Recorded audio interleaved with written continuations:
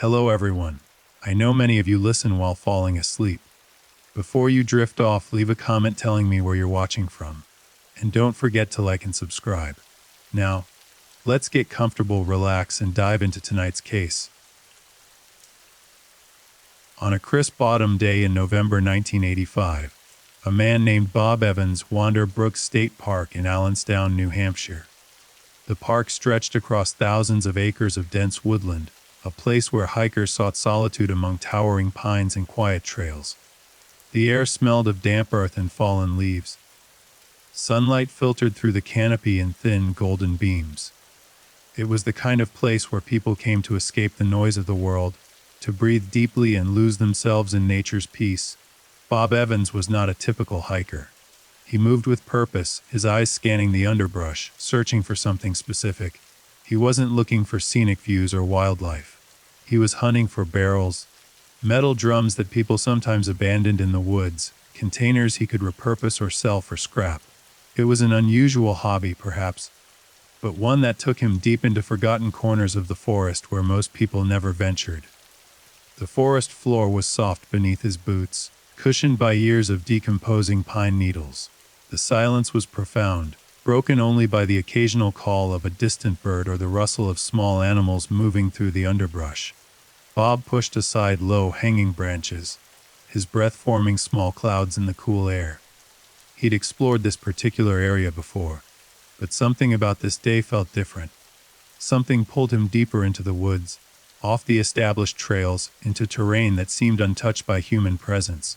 Then he saw it, a metal barrel partially obscured by leaves and forest debris. It was a 55-gallon drum, the kind used for industrial chemicals or waste. The barrel had been there for some time. That much was obvious from the rust creeping across its surface, and the way nature had begun to reclaim it. Vines curled around its base. Moss grew in patches on its weathered exterior. Bob approached slowly, curious about what might be inside. Perhaps it contained something valuable, or at least something worth the effort of hauling it out of the woods. He reached down and tried to move it. The barrel was heavy, much heavier than he'd expected. The weight distribution felt wrong. Unnatural. Bob frowned, his hands working to clear away the debris that had accumulated around it. As he worked, a strange odor reached his nostrils, faint but unmistakable. A smell that made something primal in his brain send up warning signals. Bob Evans hesitated, his hands stilled on the cold metal surface. The forest seemed to grow quieter, as if holding its breath.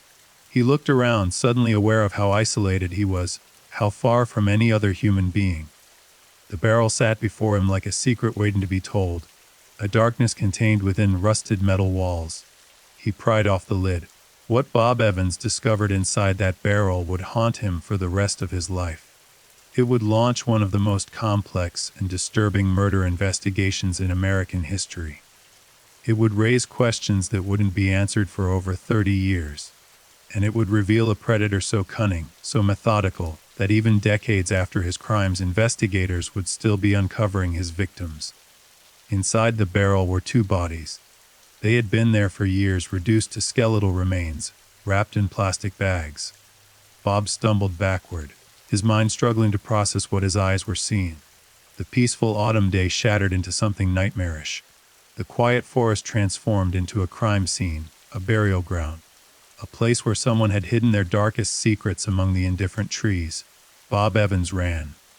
He ran through the forest, crashing through underbrush, his heart hammering in his chest. He ran until he found his way back to civilization, back to other people, back to a world where he could report what others take the burden of that terrible knowledge. The police arrived at Bear Brook State Park as daylight began to fade. Officers moved carefully through the woods, following Bob Evans's directions, their flashlights cutting through the gathering darkness. They found the barrel exactly where he'd described it. They confirmed what he'd reported. 2 bodies, 2 victims. 2 people who had been murdered and discarded like trash, left to decompose in a metal drum in the middle of the forest. But this was only the beginning. As investigators began to process the scene, as forensic experts carefully extracted the remains and began the painstaking work of trying to identify the victims, No one could imagine the scope of what they'd uncovered. No one knew that this single barrel was part of a larger horror. No one suspected that more victims were waiting to be found, hidden in the same woods, their stories silenced, their identities erased. The bodies belonged to a woman and a child. Initial examinations suggested they'd been dead for several years, possibly since the late 1970s or early 1980s. The woman appeared to be in her 20s or 30s at the time of her death. The child was young, probably between 5 and 11 years old. Both had been murdered, though the exact cause of death was difficult to determine given the state of decomposition.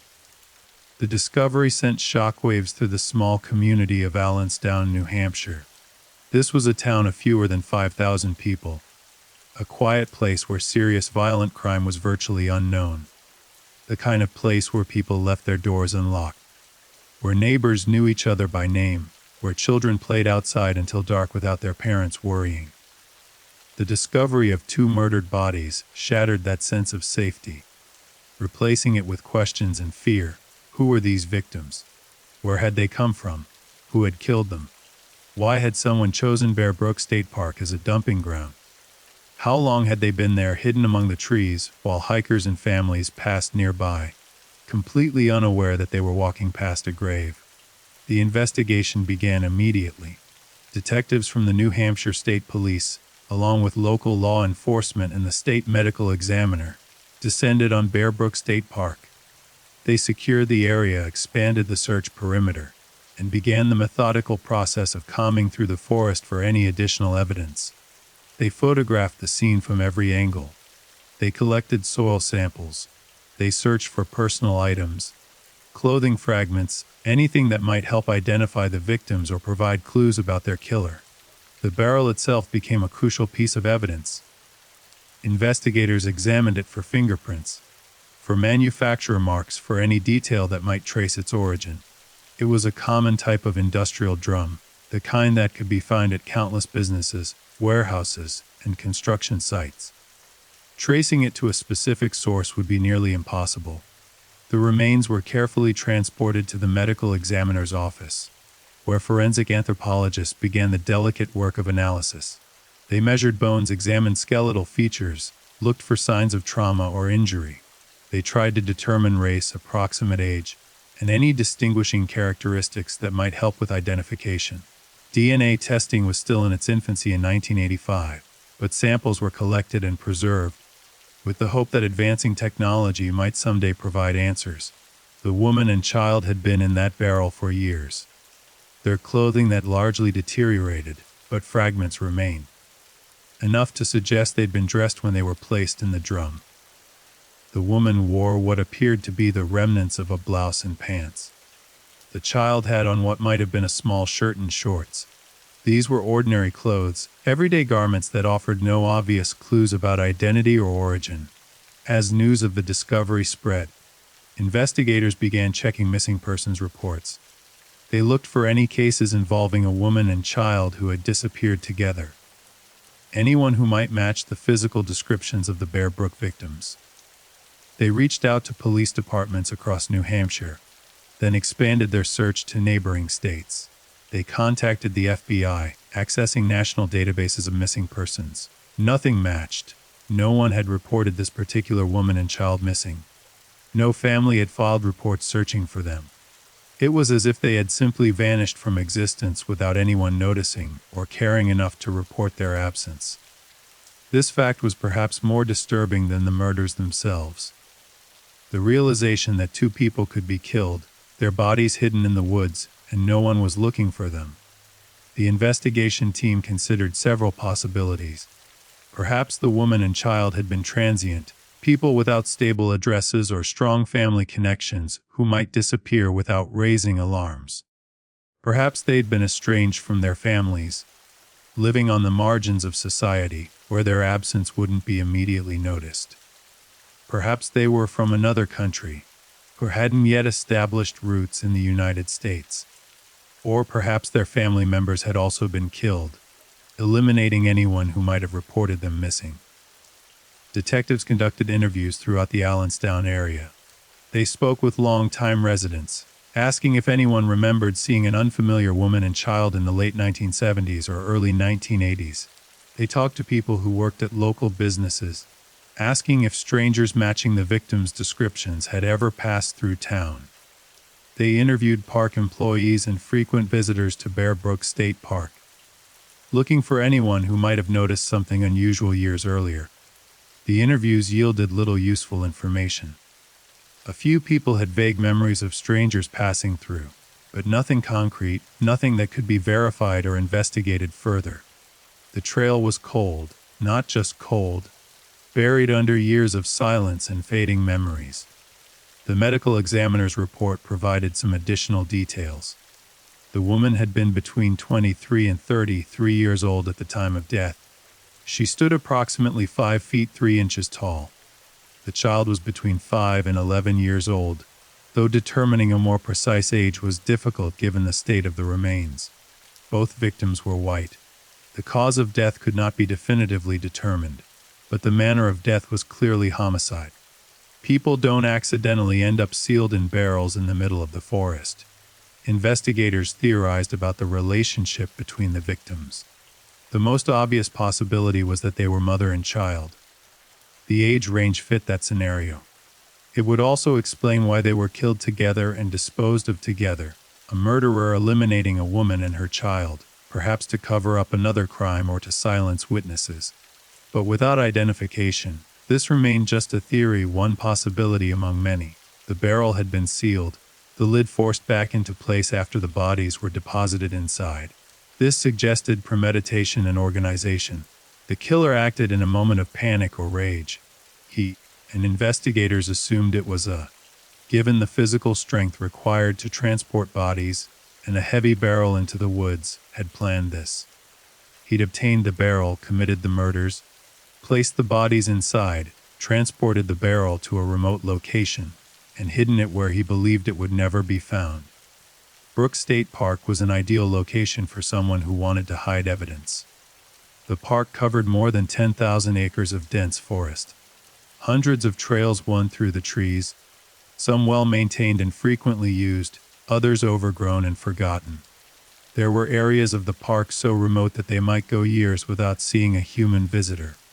If Bob Evans hadn't been searching specifically for abandoned barrels, if he hadn't ventured off the trail on that particular November day, the bodies might have remained hidden for decades more. Perhaps forever. The investigation continued through the winter of 1985 and into 1986. Detectives followed up on every lead, no matter how tenuous. They contacted other states, asking about similar crimes or unusual barrel discoveries. They consulted with forensic experts, seeking new approaches to identification. They kept the case in the public eye, giving interviews to local newspapers and television stations, hoping someone might recognize details and come forward with information. But no one did. The woman and child in the barrel remained unidentified. They became known simply as the Bear Brook victims, named for the place where they were found rather than the lives they'd lived. Their case files grew thick with investigative reports and dead-end leads. Their remains were stored, waiting for the day when science or circumstance might reveal their names. As months passed without a breakthrough, the intensity of the investigation gradually diminished. Detectives still worked the case, but they had other crimes to solve. Other victims who could still receive justice in courtrooms rather than just in memory. The Bear Brook murders became a cold case, one of those tragic mysteries that haunts a community but resists solution. The people of Allenstown tried to return to normal life. The initial shock faded, replaced by a lingering unease. Parents were more cautious about letting children play unsupervised. Hikers at Bear Brook State Park found themselves looking at the forest differently, wondering what other secrets might be hidden among the trees. But life moved forward, as it always does, even in the shadow of unsolved murders. 15 years passed. Bear Brook State Park continued to welcome visitors. Families came to hike and picnic. Children played along the streams. Couples walked the trails hand in hand. The forest itself seemed indifferent to the horror it concealed, continuing its cycles of growth and decay, its quiet transformation through the seasons. The barrel that had contained 2 victims was long gone, logged into evidence, but the forest remained vast and impenetrable, keeping whatever other secrets it held. In the year 2000, construction workers were clearing land near Bear Brook State Park, not far from where the first barrel had been discovered 15 years earlier. They were preparing the area for new development, cutting back vegetation, removing debris, reshaping the landscape. It was hard, physical work that required heavy machinery and careful attention to the terrain. One of the workers spotted something unusual partially buried in the soil. It was another barrel identical in type to the one in 1985. The worker felt a chill of recognition. Everyone in the area knew about the Bear Brook murders. The story had become part of local lore, a dark chapter in the town's history that people still discussed in hushed tones. The worker stopped what he was doing. He called his supervisor. They approached the barrel carefully, that same instinct that had warned Bob Evans now warning them. The barrel was heavy. It had been there for years, possibly decades. Nature had worked to hide it, covering it with soil and vegetation. But the clearing work had exposed it to the light. Police were called immediately. When detectives from the New Hampshire State Police arrived and opened the second barrel, they found what they feared they would find: more bodies. 2 more victims. 2 more people who had been murdered and hidden in the forest, sealed in a metal drum and left to be forgotten. The discovery was devastating. It meant the 1985 murders weren't an isolated incident. It meant there was a serial killer, someone who had used Bear Brook State Park as his personal dumping ground. It meant there might be even more victims, more barrels hidden in the vast expanse of the forest. The second barrel contained the remains of 2 more children. Both appeared to be young girls, based on skeletal analysis. One was estimated to be between 2 and 4 years old at the time of death. The other was slightly older, perhaps 3 to 5 years old. Like the first victims, they had been dead for many years, their bodies reduced to bones wrapped in plastic, sealed away from the world.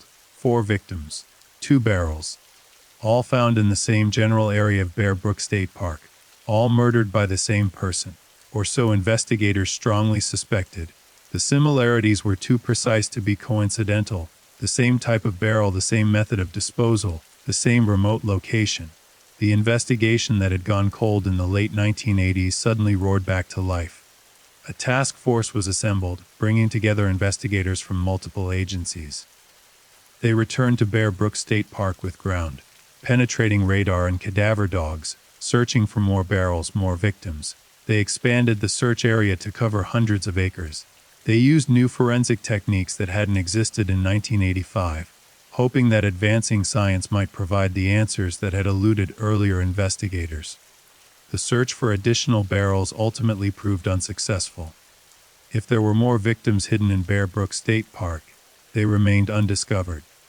But the investigation of the 4 known victims entered a new phase, powered by technologies that would have seemed like science fiction 15 years earlier.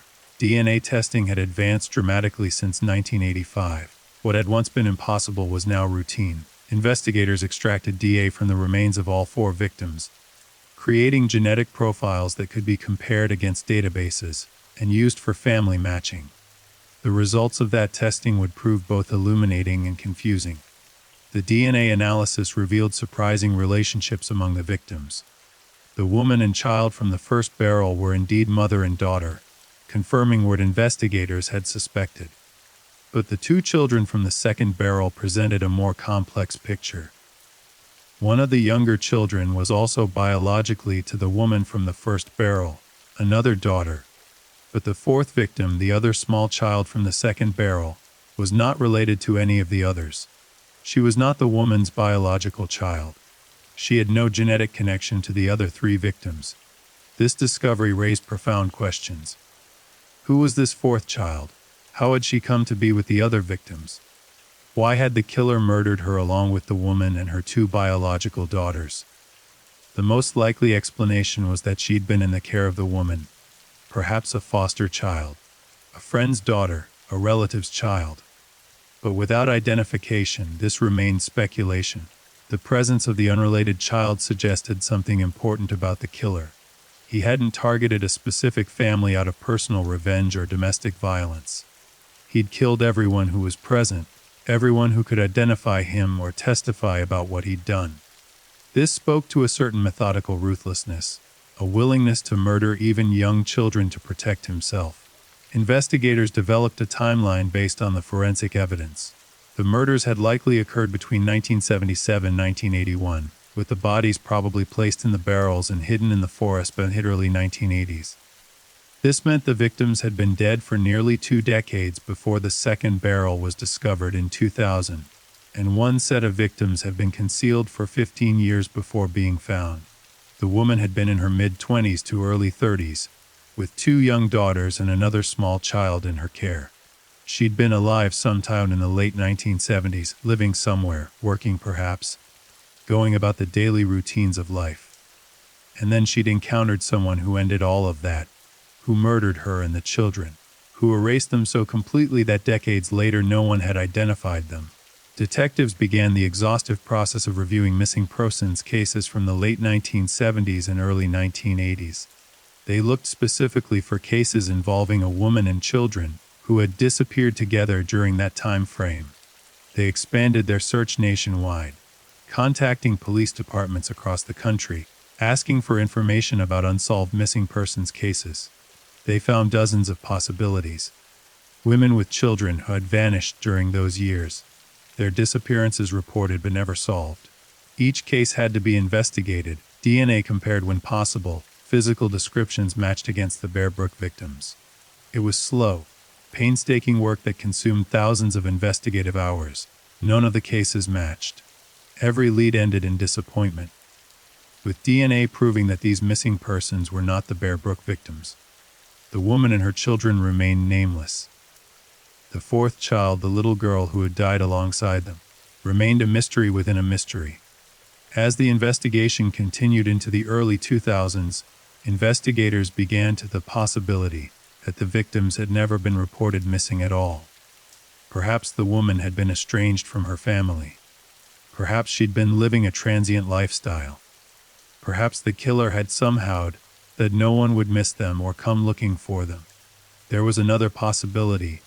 More disturbing, perhaps the killer was someone the woman knew, someone she trusted, someone who had access to her and the children, someone who could make them disappear without raising immediate alarms, someone who might have told their families and friends that they'd moved away, started a new life, gone somewhere far away where contact would be difficult.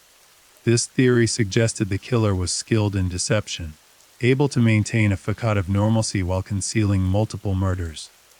It suggested someone with intelligence and planning ability, someone who thought ahead, who considered how to avoid detection, who took steps to ensure his crimes would remain hidden.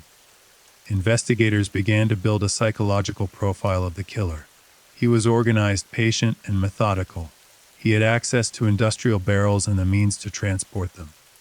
He knew Bear Brook State Park well enough to find remote locations where barrels could be hidden. He was strong enough to move heavy drums containing bodies. He was emotionally detached enough to murder young children, and he was disciplined enough to avoid detection for decades. This was not someone who killed in a moment of passion or rage. This was a predator, someone who killed deliberately, who disposed of his victims carefully, who took steps to ensure they would never be identified. The fact that he'd used the same method for multiple victims suggested this might not have been his first time killing. Organized serial killers often develop a method that works and then repeat it. The question that haunted investigators was, were there more victims? Had this killer murdered other people and hidden their bodies in other locations? Were there other barrels waiting to be discovered in other forests, other remote areas across New Hampshire or other states?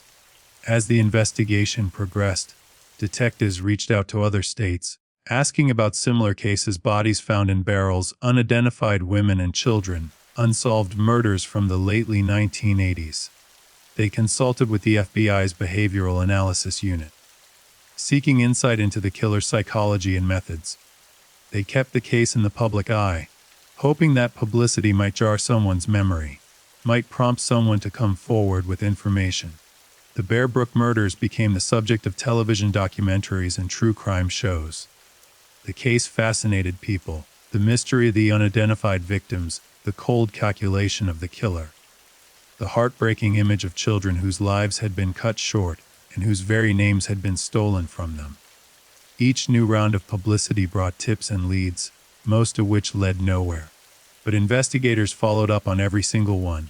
Years passed. The investigation continued, but the core questions remained unanswered.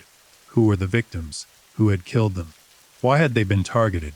How had the killer avoided detection for so long? Then, in 2014, a breakthrough came from an unexpected direction. A team of investigators began using genetic genealogy, a new technique that combined DNA analysis with traditional genealogical research. They uploaded the DNA profiles of victims to public genealogy databases, hoping to find relatives who might help identify them. It was a long shot, but it represented a new approach, a way to use emerging technology to solve old mysteries. The genetic genealogy work began to yield results, though slowly.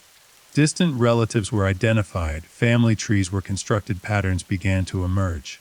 But the work was complex and time-consuming. Each potential family connection had to be investigated, verified, and traced forward through generations to see if it might lead to the identity of the victims. While this work continued, other investigators focused on a different question: who was the killer? If they couldn't identify the victims directly, perhaps they could identify the person who had murdered them. And to do that, they needed to look at everyone who had lived in the area during the late 1970s and early 1980s, everyone who had access to the park, everyone who fit the psychological profile. This approach led investigators to begin examining old records, looking for people with criminal histories, people who had been associated with violence or had shown predatory behavior. They looked for people who had moved away from the area shortly after the estimated time of the murders, which might suggest they were fleeing from their crimes. They looked for people who had died, whose DNA might still be available for comparison. The investigation had become a race between two different approaches: identifying the victims through genetic genealogy and identifying the killer through traditional detective work and DNA comparison. Both paths were being pursued simultaneously. Both offered hope of finally solving a case that had remained open for 3 decades. What investigators didn't know in 2014 was the answer to both questions. Who were the victims and who was the killer would eventually come from the same source. They didn't know that the Bear Brook murders were connected to other cases across the country. They didn't know that the man who had murdered these 4 people and hidden them in barrels had lived many lives under many names, leaving a trail of deception and death across America. The breakthrough was coming, but it would take years more of painstaking investigation, innovative forensic science, and the dedication of detectives who refused to let these victims remain nameless and their killer remain unknown. The forest at Bear Brook had kept its secrets for decades, but those secrets were finally beginning to emerge into the light. The investigation into the Bear Brook murders required a different kind of thinking, a willingness to look beyond traditional boundaries and consider connections that might span years, states, and seemingly unrelated cases. By 2015, the investigative team had expanded to include not just local and state police, but also FBI specialists, forensic genealogists, and cold case experts from across the country. They were united by a single goal: to give names to the 4 victims and bring their killer to justice, even if that justice could only be delivered to history. The genetic genealogy work continued to progress, though the path was neither quick nor straightforward. Investigators worked with genetic genealogists who had pioneered the use of DNA databases to solve cold cases. These specialists uploaded the DNA profiles of the Bear Brook victims to public genealogy websites, where they could be compared against hundreds of thousands of other profiles submitted by people researching their family histories. The process was complex. When a genetic match was found, it was typically a distant relative, a third cousin, a fourth cousin, someone who shared a common ancestor with the victim from several generations back. From that single match, genealogists had to build family trees, tracing lines forward through time, identifying all the descendants of that common ancestor, and then determining which branch of the family tree might lead to the victim. It was detective work of a different kind, conducted in archives and databases rather than on streets and in interview rooms. It required knowledge of genealogical records, census data, birth and death certificates, marriage licenses, and immigration documents. It required patience and attention to detail. A single wrong turn in a family tree could send the investigation down a path that would take months to realize was incorrect. The woman from the first barrel became the primary focus of the genetic genealogy effort. As the adult victim, she was most likely to appear in official records. If she could be identified, her children would likely follow. Genealogists worked backward from the DNA matches, constructing elaborate family trees that sometimes stretched back to the 800s and included hundreds of individuals. Months of work produced several promising leads. Distant relatives were identified and contacted. Investigators explained what they were looking for: information about a family member who might have disappeared in the late 1970s or early 1980s, a woman in her 20s or 30s with young children. Some families remembered relatives who had vanished, who had lost touch, who had gone to America and never been heard from again. Each possibility was investigated thoroughly, but the work was slow, and the public nature of the case meant that investigators had to be careful. They couldn't simply announce theories or potential identifications without solid proof. The dignity of the victims required certainty. Families who might be related to the victims deserved to know the truth, not speculation. While the genetic genealogy work continued, another team of investigators focused on the forensic evidence from the crime scenes themselves.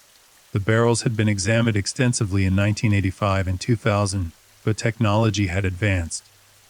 New techniques existed for extracting and analyzing trace evidence that might have been missed in earlier examinations. The barrels were examined using more sophisticated methods. Investigators looked for fingerprints using chemical treatments that could reveal prints on metal surfaces even decades after they were made. They searched for tool marks that might indicate what kind of implements were used to seal the barrels. They analyzed the rust and corrosion patterns, which could provide information about how long the barrels had been exposed to the elements. The plastic bags that had contained the bodies were also re-examined. These bags, which had partially deteriorated over the years, were analyzed for manufacturer marks, for chemical composition, for any detail that might help trace their origin. The clothing fragments found with the victims were studied using new textile analysis techniques, searching for fibers, dyes, or manufacturing details that might narrow down when and where the clothes were made. Every detail mattered. Every piece of evidence, no matter how small, might be the key that unlocked the case. Investigators understood that they were trying to solve a puzzle where most of the pieces were missing, where time and decay had destroyed much of what might have helped them. They had to work with fragments, with traces, with the smallest remnants of lives that had been deliberately erased. The search for the killer took investigators in another direction entirely. They began to look at the crime from a different angle: access and opportunity. Who had been in the area of Bear Brook State Park during the late 1970s and early 1980s? Who had the means to commit these murders? Who fit the profile of someone capable of such calculated violence? This line of investigation led them to examine records from businesses that might have used 55-gallon drums. These barrels were common in industrial settings: factories, chemical companies, waste disposal services, construction sites. Someone who worked at such a business would have easy access to barrels and might be able to take them without raising suspicion. Detectives compiled lists of businesses in New Hampshire and surrounding states that had used such barrels during the relevant time period. They looked for employees who had criminal records, who had histories of violence, who had shown predatory behavior. They looked for people who had suddenly left their jobs or moved away from the area in the early 1980s, which might indicate they were fleeing from their crimes. This approach generated hundreds of names. Each one had to be investigated. Detectives tracked down former employees, conducted interviews, collected DNA samples when possible. They looked at people who had died years earlier, trying to locate stored biological samples or DNA living relatives that could be used for comparison. The investigation was exhaustive and exhausting. Leads multiplied faster than they could be followed up. Every potential suspect had to be thoroughly vetted, their whereabouts during the critical time period established, their possible connections to the victims explored. Most were eliminated through ELIPAS or DA testing. Others remained possibilities, persons of interest who couldn't be definitively ruled out, but couldn't be confirmed as the killer either. Then, in 2016, investigators caught a break that would eventually crack the case wide open, though they didn't immediately realize its significance. They were reviewing old missing persons cases, looking for any that might match the Bear Brook victims, when they came across a case from California that had some interesting parallels. In 1981, a woman named Denise Boudin had disappeared from Manchester, New Hampshire, along with her 6-month-old daughter, Dawn. Denise was 23 years old at the time of her disappearance. She'd been living with who went by the name Bob Evans, the same name, coincidentally, as the man who had discovered the first barrel, though this was a different person entirely. The Bob Evans who had been living with Denise Boudin had reportedly told people that Denise had left him, that she'd taken baby Dawn to be with her family in California. He said she wanted a fresh start, a new life away from New Hampshire. People who knew Denise found this explanation odd. She'd been close with her mother and hadn't mentioned any plans to move to California. But the story was plausible enough that no one had pursued it aggressively at the time. Denise's mother had reported her daughter missing, but with Bob Evans claiming Denise had gone to California voluntarily, and with no evidence of foul play, the case had stalled. Over the years, as Denise failed to make contact with her family, as baby Dawn never appeared in any records, the case had been periodically reviewed but never solved.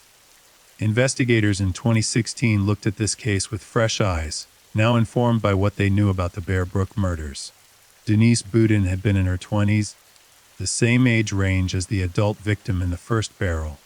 She had disappeared from the same general area where the victims had been found, and she'd been associated with a man named Bob Evans who had given a suspicious explanation for her disappearance. The timeline was tight, but it worked.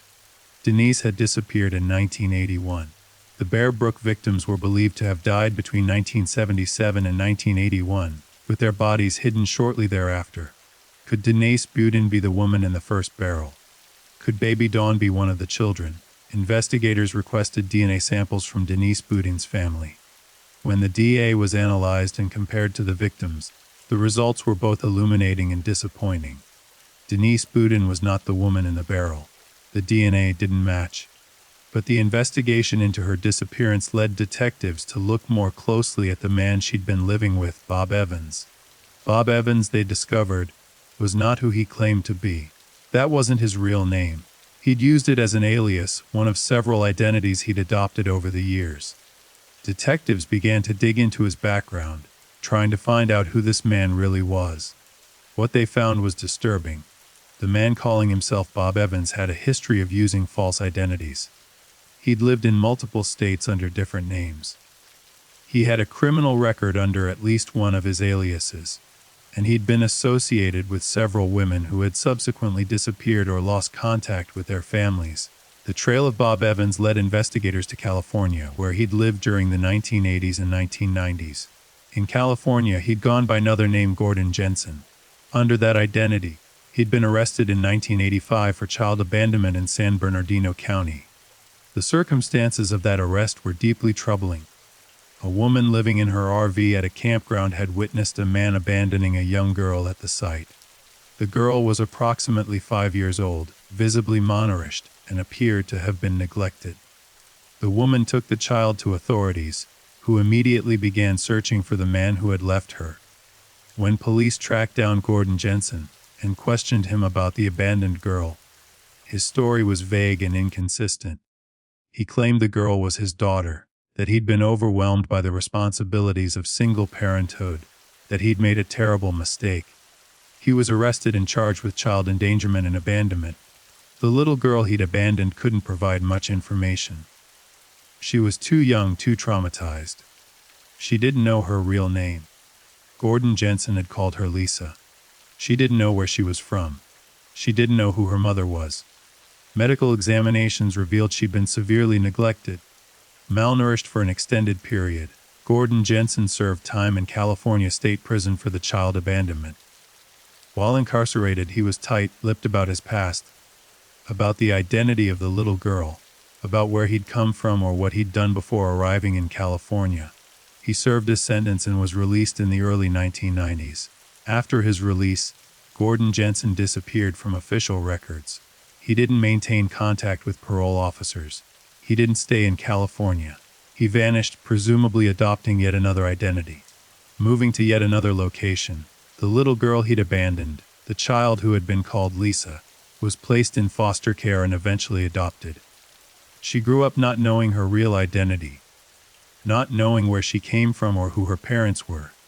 She knew only that a man named Gordon Jensen had abandoned her, and that whatever life she'd had before that moment was a mystery.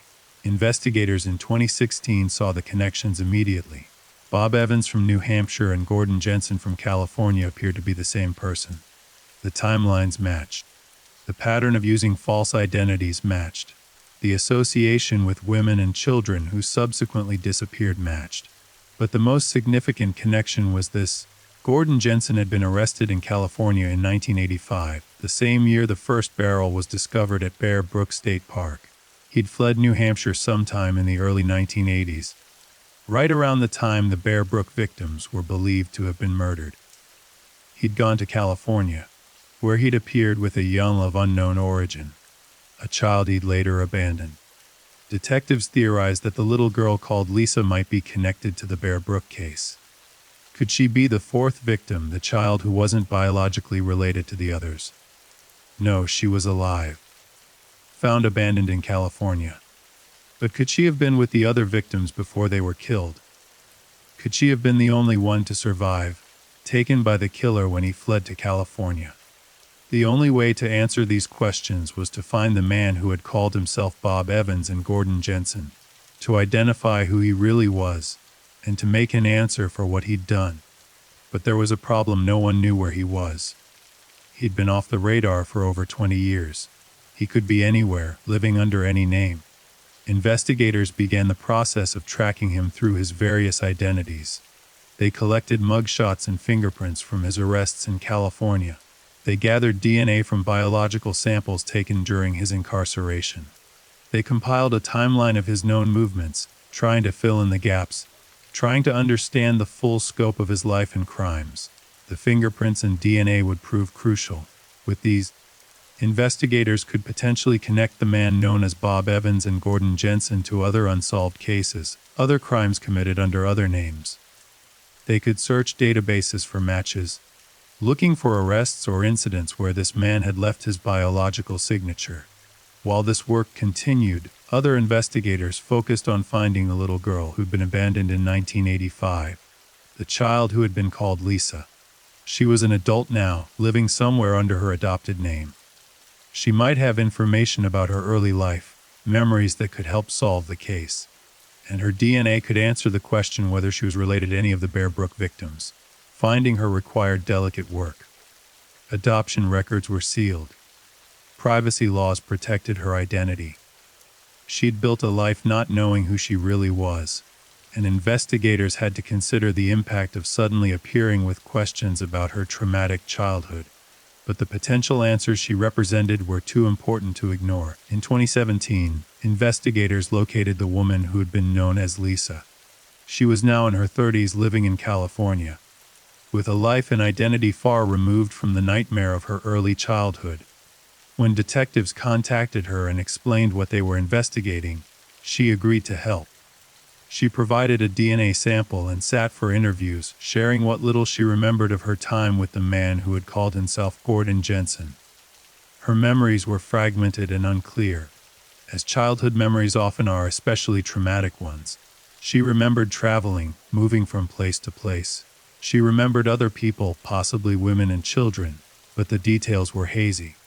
She remembered the man who had abandoned her, remembered being afraid of him, remembered feeling hungry and neglected. When her DNA was analyzed and compared to the Bear Brook victims, the results were shocking. She was related to them. Specifically, she was the biological daughter of the woman in the first barrel. She was the sister of 2 of the children. She was family to 3 of the 4 victims. This discovery reframed everything. The The woman in the barrel was Lisa's mother. The two children found with the mother were Lisa's sisters. Somehow, Lisa had survived while her mother and sisters had been murdered. The man who had called himself Bob Evans and Gordon Jensen had killed Lisa's family, then taken Lisa with him to California, where he'd eventually abandoned her. The revelation was devastating for Lisa. In a single moment, she learned that she had a family, that she'd had a mother and sisters, and that they'd been murdered when she was just a baby.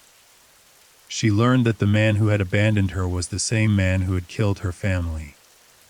The mystery of her identity had been solved, but the answer came with profound grief. For investigators, Lisa's identification as the daughter and sister of 3 victims was a major breakthrough. It confirmed that the man using the aliases Bob Evans and Gordon Jensen was the killer. It provided a concrete connection between the New Hampshire murders and the California abandonment case. And it meant that Lisa herself was a witness, perhaps the only living person who had been present with the victims before their deaths. But Lisa's identification also raised new questions. If she was the daughter of the woman in the barrel, and if 2 of the children were her sisters, then who was the 4th victim? The little girl who wasn't related to any of the others. Lisa couldn't remember another child clearly enough to provide identification. She'd been too young when her family was killed. The 4th victim remained a mystery. She was approximately 2 to 4 years old when she died. She had no genetic connection to the other victims, but she'd been killed alongside them and hidden in the same barrel as one of Lisa's sisters. Who was this child? Where had she come from? Was she another victim of the man who had killed Lisa's family? Perhaps a child from an earlier crime. Investigators redoubled their efforts to identify this 4th child. They reached out to other jurisdictions, looking for missing children from the late 1970s who might match. They used genetic genealogy on the 4th victim's DNA, searching for distant relatives who might help identify her. They publicized her case, hoping someone might recognize details and come forward. While this work continued, the hunt for the killer intensified. Investigators now knew he'd used at least 2 aliases, Bob Evans and Gordon Jensen. They knew he'd been in New Hampshire in the early 1980s and California by 1985. They knew he'd been incarcerated in California and released in the 1990s. But where was he now? The answer came from an unexpected source. In 2017, investigators got a hit on the fingerprints. The man who had called himself Gordon Jensen had been arrested again, under yet another name, in another state, and this time he'd been arrested for murder. The fingerprint match led investigators to a case in California, a murder that occurred in 2002. A man named Larry Vanner had been convicted of killing his wife, Unsoon Jun, in her Richmond, California home. Vanner had been arrested, tried, convicted, and sentenced to prison, where he'd remained incarcerated since 2003. When investigators compared the fingerprints and DNA, there was no doubt Larry Vanner, Gordon Jensen, and Bob Evans were all the same man. The killer of the Bear Brook victims was sitting in a California prison, serving a sentence for a different murder. Detectives immediate to California to interview the man in prison. They wanted to confront him with what they knew, to press him for answers about the Bear Brook murders, about Denise Boudin's disappearance, about the identity of the 4th child. They wanted justice for victims who had been denied it for over 30 years. But when they arrived at the prison and requested to speak with Larry Vanner, they received devastating news. He had died. Just months before investigators identified him as the Bear Brook killer, Larry Vanner had died of natural causes in prison. He was 76 years old. He'd taken his secrets to the grave. The news was crushing. After decades of investigation, after finally identifying the killer, he was dead. There would be no confet trial. There would be no moment in court where he had to face what he'd done, where survivors could confront him, where justice could be formally declared. But while Larry Vanner was dead, the investigation into who he really was had only begun. Detectives now faced a new challenge, discovering the true identity of a man who had lived under multiple aliases for decades, who had concealed his real name so thoroughly that even in death, it remained unknown. The prison had records for Larry Vanner, but those records were based on information he'd provided, and investigators knew he was a habitual liar who adopted false identities. The name Larry Vanner was likely just another alias he really. What was his birth name? Where had he come from? When had he started using false identities, and why? Investigators subpoenaed all of Vanner's prison records, looking for any detail that might reveal his true identity. They examined his visitor logs. Few people had come to see him during his incarceration. They looked at his correspondence, hoping he might have let something slip in a letter. They reviewed his medical records, searching for any information about his past that might help identify him. The prison had collected his DNA and fingerprints, which investigators now had access to. They ran these through every available database, looking for matches that might predate his use of aliases. They searched military records, thinking he might have served in the armed forces under his real name. They checked Social Security records, looking for patterns in the numbers he'd used under different identities. This forensic investigation into the killer's identity became as complex as the investigation into his victims. Every alias he'd used had to be traced back, every location where he'd lived examined, every person who had known him contacted and interviewed. Investigators were essentially trying to reverse engineer a life that had been deliberately obscured, to find the truth beneath layers of deception. As this work progressed, investigators also focused on his known crimes. He'd killed the woman and 3 children found at Bear Brook. He'd killed Unsoon Jun in California. But what about Denise Budine and her daughter Dawn, who had disappeared in 1981? What about other women and children who might have crossed his path during his decades of using false identities? The more investigators learned about this man's life, the more they realized he was a serial killer of significant scope. He didn't just kill in moments of rage or passion. He formed relationships with women, often women who were vulnerable or isolated. He inserted himself into their lives. He gained their trust. And then he killed them and their children, erased their identities, and moved on to a new location under a new name. The pattern was chilling in its methodical nature. He would appear in a community under an assumed name. He would meet a woman, often a single mother or someone estranged from her family. He would begin a relationship with her. They would live together for a period of time, months or sometimes years. And then the woman would disappear. He would have an explanation: she'd moved away, gone to be with family, left him for someone else. And because these women were often disconnected from support networks, because they were transient or had complicated family relationships, their disappearances wouldn't immediately raise alarms. By the time anyone started asking serious questions, he'd be gone. He'd have moved to a new state, adopted a new identity, and begun the cycle again. It was a pattern of predation that spanned decades and crossed state lines, made possible by a time before computerized records and instant communication, when someone could reinvent themselves simply by moving to a new town and providing a new name. Investigators began to compile a timeline of his known movements. They traced him backward from his death in 2017 through his conviction as Larry Vanner in 2003, through his time as Gordon Jensen in California in the 1980s, through his life as Bob Evans in New Hampshire in the early 1980s. Each identity was examined, each location mapped, each known associate identified and interviewed. The timeline revealed gaps, periods where investigators couldn't account for his whereabouts. These gaps were potentially significant. They represented times when he might have been living under yet another alias, when he might have committed other crimes that hadn't yet been connected to him. Each gap had to be investigated, cross-referenced against unsolved disappearances and murders from the corresponding time periods and locations. As 2017 turned to 2018, the investigation of the killer's true identity intensified. Investigators used cutting-edge techniques, including DNA phenotyping, which could predict physical characteristics like eye color, hair color, and facial features based on genetic information. They created composite images, showing what the killer might have looked like at different ages, hoping these images might trigger recognition from someone who had known him under his real name. They also turned to genetic genealogy, the same technique that was being used to identify the victims. The killer's DNA was uploaded to genealogy databases, where it could be compared against profiles of distant relatives.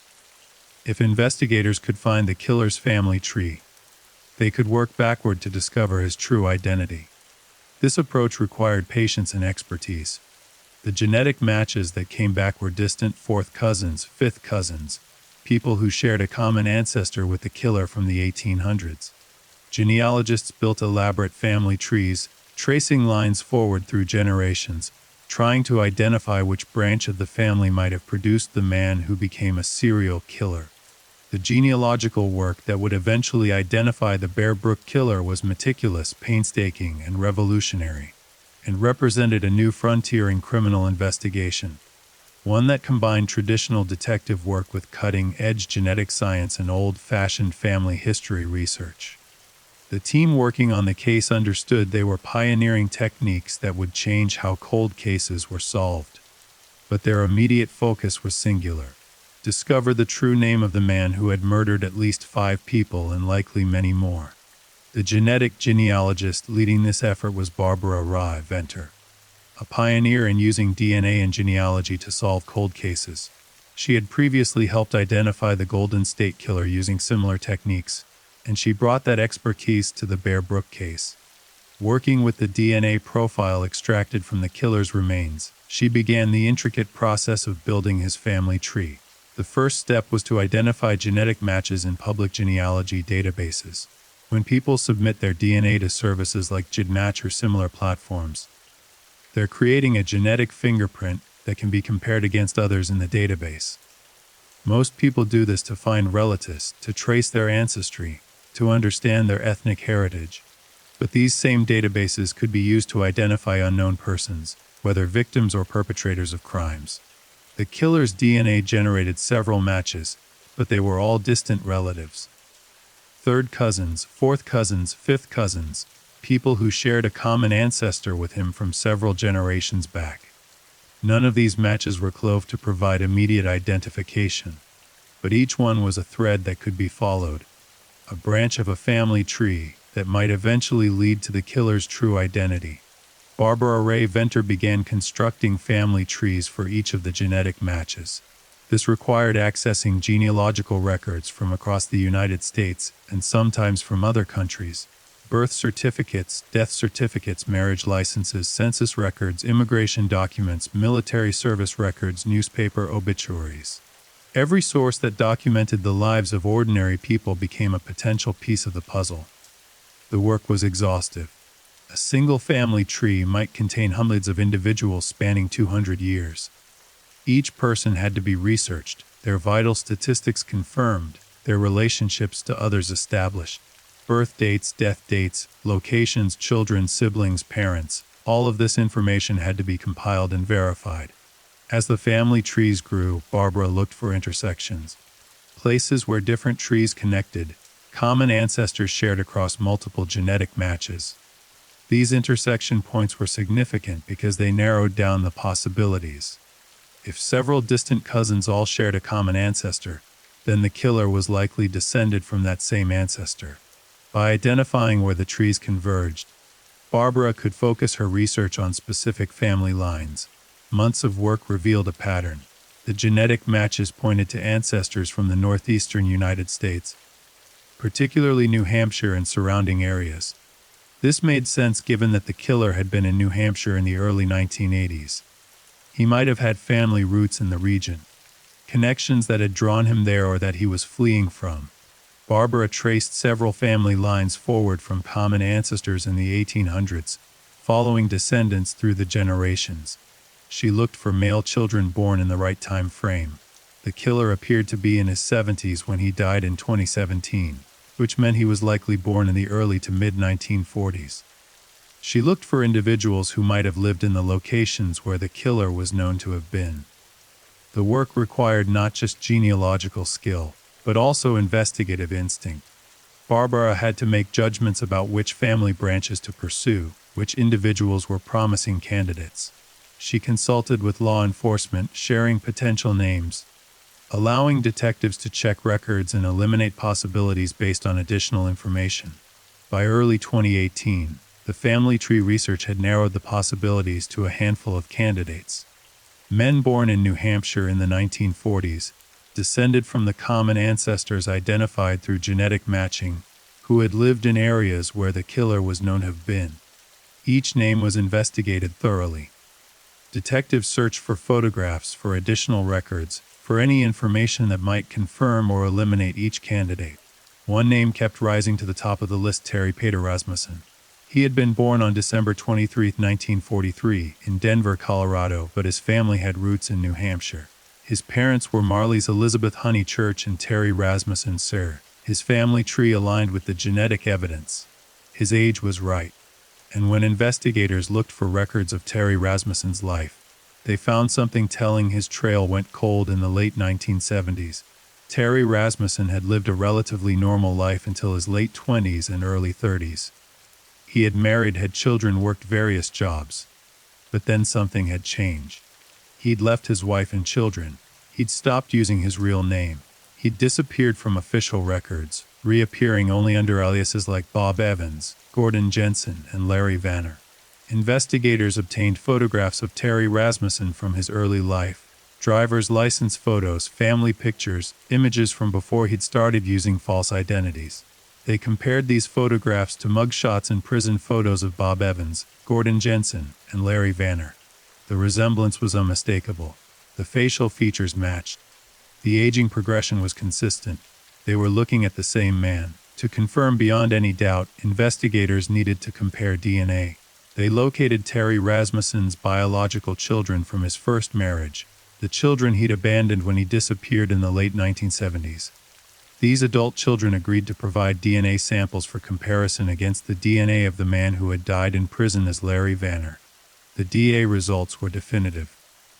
The man who had died in prison, who had murdered the Bear Brook victims and Un Soon Jun, who had abandoned the little girl called Lisa, who had likely killed Denise Boudin and baby Dawn, was Terry Peder Rasmussen. After decades of using false identities, after a lifetime of deception and violence, his true name was finally known. The revelation of Terry Rasmussen's identity opened new avenues of investigation. Now that detectives knew who he really was, they could trace his entire life, from birth to death, filling in the gaps, identifying all his victims, understanding the full scope of his crimes. Terry Rasmussen had been born in Colorado but raised in Arizona. His childhood appeared relatively normal, though people who knew later would describe a man with a cold, detached personality, someone who could lie without hesitation and manipulate without remorse. He'd served briefly in the Navy in the 1960s, though his service record showed no particular distinction. He'd married young, to a woman named Dolores, and they'd had 4 children together. In the early 1970s, the Rasmussen family had lived in Arizona, where Terry worked various jobs. But by the mid-1970s, something had shifted. Terry became increasingly unstable. His marriage deteriorated. He began to exhibit controlling, abusive behavior. He abruptly left his wife and children, abandoning them without explanation or support. This abandonment marked a turning point. Terry Rasmussen, the man with a wife and children and a social security number and a traceable identity, essentially ceased to exist. In his place emerged a series of aliases, false identities that allowed him to move through society without leaving a consistent trail. He became a ghost, a man who could reinvent himself as needed, who could erase his past and construct a new present with nothing more than a convincing lie. By the late 1970s, Terry Rasmussen had made his way to New Hampshire. He was using the name Bob Evans by this point, though investigators would discover he'd used other names as well during this period. In New Hampshire, he met a woman named Marlys Honeychurch. Marlys was 24 years old when she met the man calling himself Bob Evans. She was a divorced mother with 2 young daughters, Marie Elizabeth Vaughn, who was 6 years old, and Sarah Lynn McWaters, who was about a year old. Marlys was working, trying to build a stable life for herself and her daughters after her accounts. She was, by all accounts, a loving mother devoted to her children. The man calling himself Bob Evans presented himself as a stable, reliable partner. He was charming when he wanted to be, able to make people believe he was someone he wasn't. He and Marlys began a relationship. They moved in together. Bob Evans became a father figure to Marie and Sarah, and soon Marlys became pregnant with his child. For a while they lived as a family. but people who knew them noticed troubling signs. Bob Evans was controlling, he was possessive. He isolated Marlies from her friends and family. He didn't like her maintaining connections to her past, to people who had known her before he entered her life. This isolation was deliberate, a tactic that made Marlies more dependent on him and less likely to have people who would notice if something went wrong. In 1981, Marlies gave birth to a daughter. The baby's name is not definitively known. Records from this period are sparse because Bob Evans avoided official documentation whenever possible. But this child was the fourth person in what would become a tragic family unit. Marlies, Marie, Sarah, and the new baby. Marlies' mother, who lived in Connecticut, grew increasingly concerned. Her daughter's contact had become sporadic. Phone calls were rare and brief. Visits stopped altogether.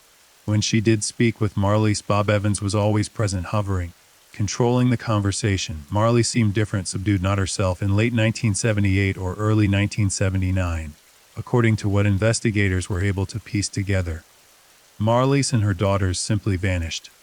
They stopped contacting family members. They disappeared from their residence. The man calling himself Bob Evans had various explanations for anyone who asked. Marlies had taken the girls and left. She'd gone to California to be with family.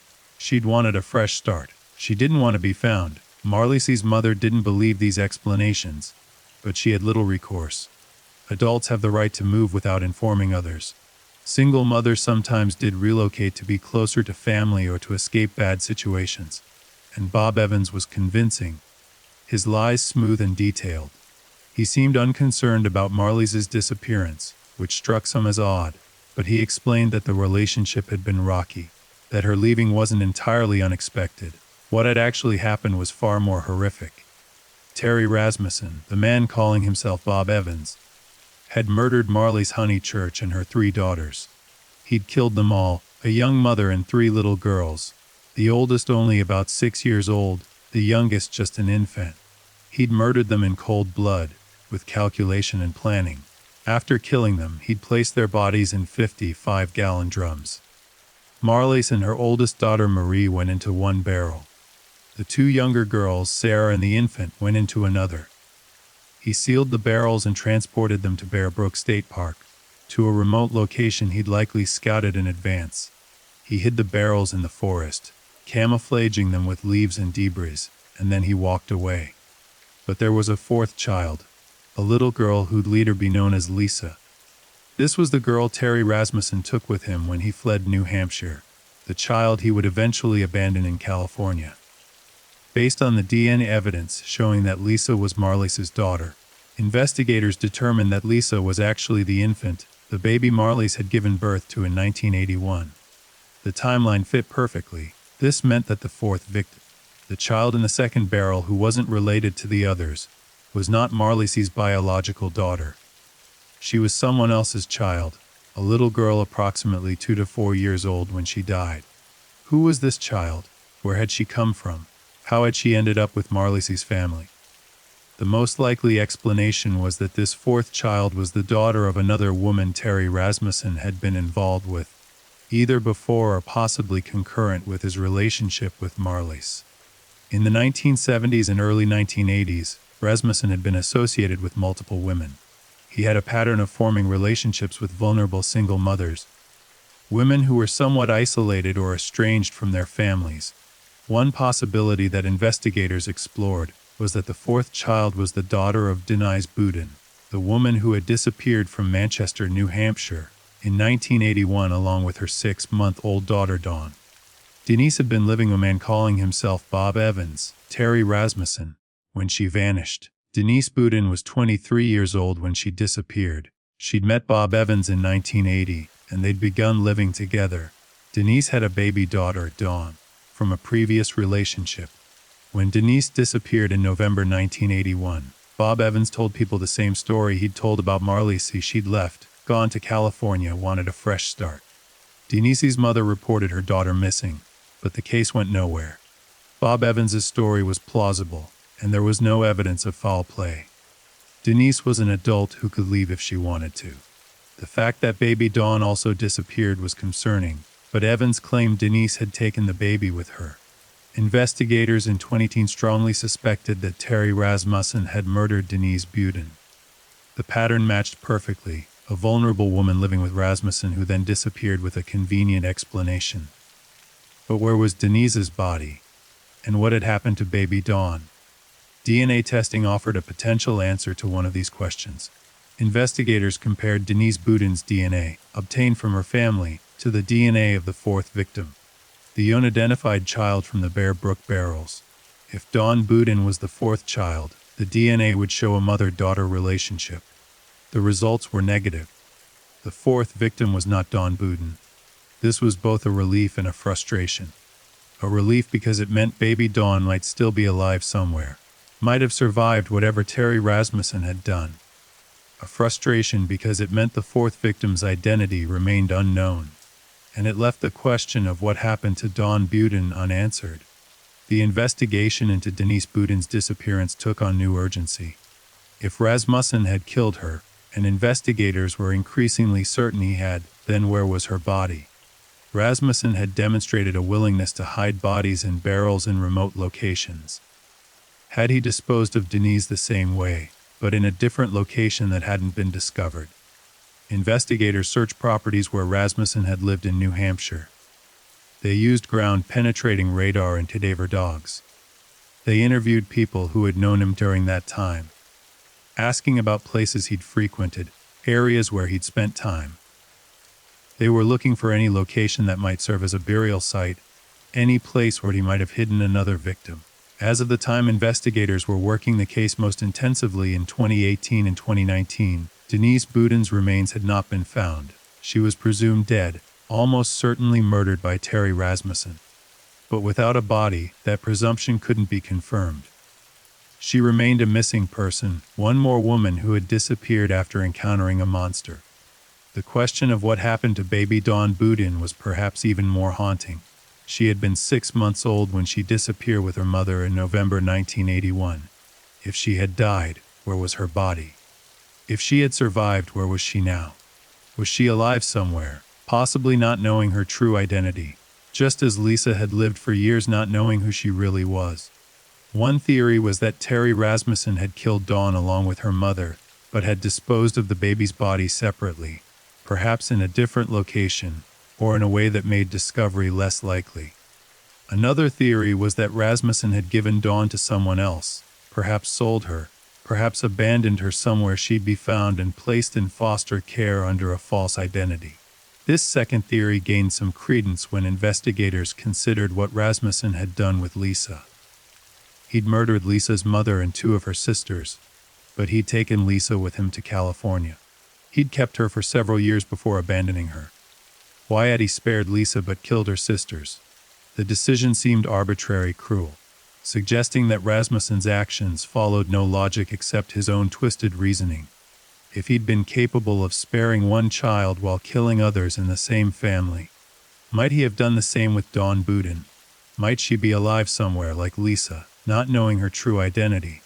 Investigators pursued this possibility, looking for records of abandoned or orphaned baby girls from the early 1980s who might be Dawn. The search for Dawn Budin became a separate investigation running parallel to the Bear Brook case. Age progression images were created showing what Dawn might look like as an adult. These images were publicized, along with appeals for any woman who might have been orphaned or adopted as a baby in the early 1980s to come forward for DNA testing. Some women did come forward, wondering if they might be Dawn Budin. Each one was tested and each test came back negative. Dawn's whereabouts remained unknown, another question mark in the long list of mysteries surrounding Terry Rasmussen's crimes. Meanwhile, the investigation into the fourth Bear Brook victim continued. She was approximately 2 to 4 years old when she died, which meant she'd been born around 1977 to 1979. She was Caucasian. She'd been with Marley's Honeychurch's family when she was killed, placed in the same barrel as Sarah McWaters. Genetic genealogists began working on the fourth child's identity using the same techniques that had identified Terry Rasmussen. Her DNA was uploaded to genealogy databases, generating matches to distant relatives. Family trees were constructed, traced forward through generations, searching for a missing little girl who matched the victim's profile. This work was complicated by the fact that the child was so young. She might not appear in many official records. If her mother was transient or disconnected from family, the child might never have been formally reported missing. She might have been a home birth, never issued a birth certificate. She might have lived her short life entirely off the grid, known only to her immediate family and to Terry Rasmussen. As genetic genealogists worked to build the fourth victim's family tree, investigators also pursued other leads. They looked at missing children cases from the late 1970s, searching for any that might match. They examined records from across New England and beyond, looking for little girls who had disappeared without explanation during the time frame when Terry Rasmussen was in the area. The investigation also turned its attention to other women who had been associated with Terry Rasmussen during the late 1980s. If he'd been involved with multiple women simultaneously, as his pattern suggested, then there might be other victims, other families he destroyed. Each woman who had known him during this period became a person of interest, not as suspects, but as potential victims or as mothers who might have lost daughters. Investigators tracked down women who had known a man calling himself Bob Evans, or any of his other aliases during this time. Most were cooperative, providing DNA samples to eliminate themselves or their children as the fourth victim. Some women shared stories of narrow escapes, of relationships with Rasmussen that had ended before violence occurred, of instincts that had told them to get away from him.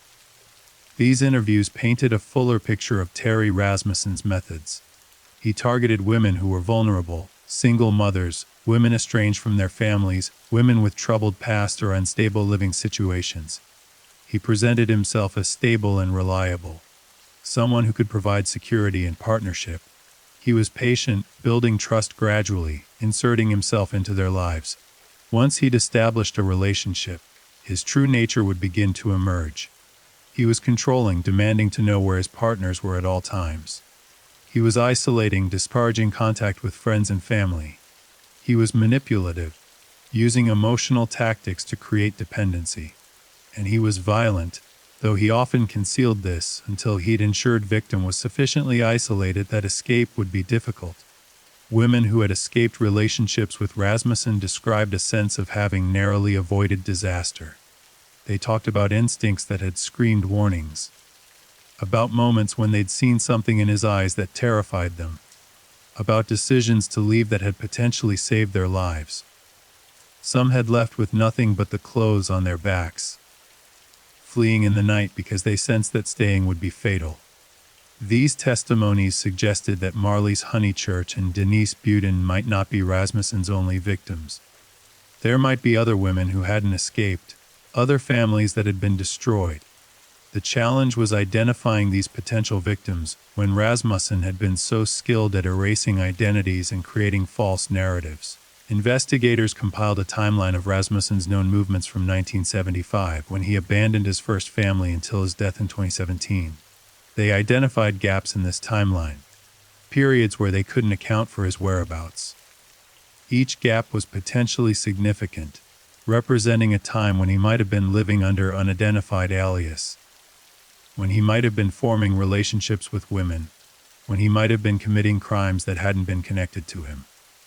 One significant gap was in the early 1980s, after the Bear Brook murders but before his arrest in California as Gordon Jensen in 1985. Where had he been during those years? Who had he been living with? What name had he been using? These questions drove investigators to search records from across the country, looking for any trace of Terry Rasmussen's presence. Another gap was in the 1990s, after his release from California prison as Gordon Jensen, and before his appearance in California as Larry Vanner in the early 2000s. This was a period of nearly a decade where Rasmussen's whereabouts were largely unknown. He'd been off the radar, living under identity that investigators hadn't yet discovered. What had he done during this time? Who had he hurt? The investigation into Terry Rasmussen's life became a massive undertaking, involving massive of investigators from multiple jurisdictions. Every state where he was known to have lived, Colorado, Arizona, New Hampshire, California, had cases that needed to be reviewed, unsolved disappearances that might be connected to him. Every alias he'd used had to be traced, every address where he'd lived examined. Public appeals for information generated thousands of tips. People who had known someone matching Rasmussen's description. People who remembered a man using one of his aliases. People who had unsolved missing persons cases in their families. All of them reached out, hoping for answers or offering information. Each tip had to be investigated, no matter how unlikely it seemed. Some led to significant discoveries, connections to other crimes or identities that hadn't been known. Others led nowhere. Cases of mistaken identity or false memories. But investigators couldn't afford to dismiss any lead without investigation. The scope of Rasmussen's crimes was still unknown, and each new piece of information might reveal another victim. As 2018 progressed, investigators made another significant identification. Using genetic genealogy and traditional detective work, they determined the identity of one of Marley's Honeychurch's daughters. The older girl, approximately 6 years old when she died, was identified as Marie Elizabeth Vaughn. Marie had been Marley's daughter from her first marriage, before she met Terry Rasmussen. The identification of Marie Vaughn was bittersweet. It gave a name to one more victim, restoring a piece of the identity that Terry Rasmussen had tried to erase. Marie had been a real little girl with a real life, a child who had laughed and played and had dreams for the future. Those dreams had been stolen from her when she was just 6 years old, murdered by her mother's boyfriend, and hidden in a barrel in the forest. Marie's extended family was notified of her identification and her fate. It was devastating news, confirming that the little girl who had disappeared decades earlier had been murdered.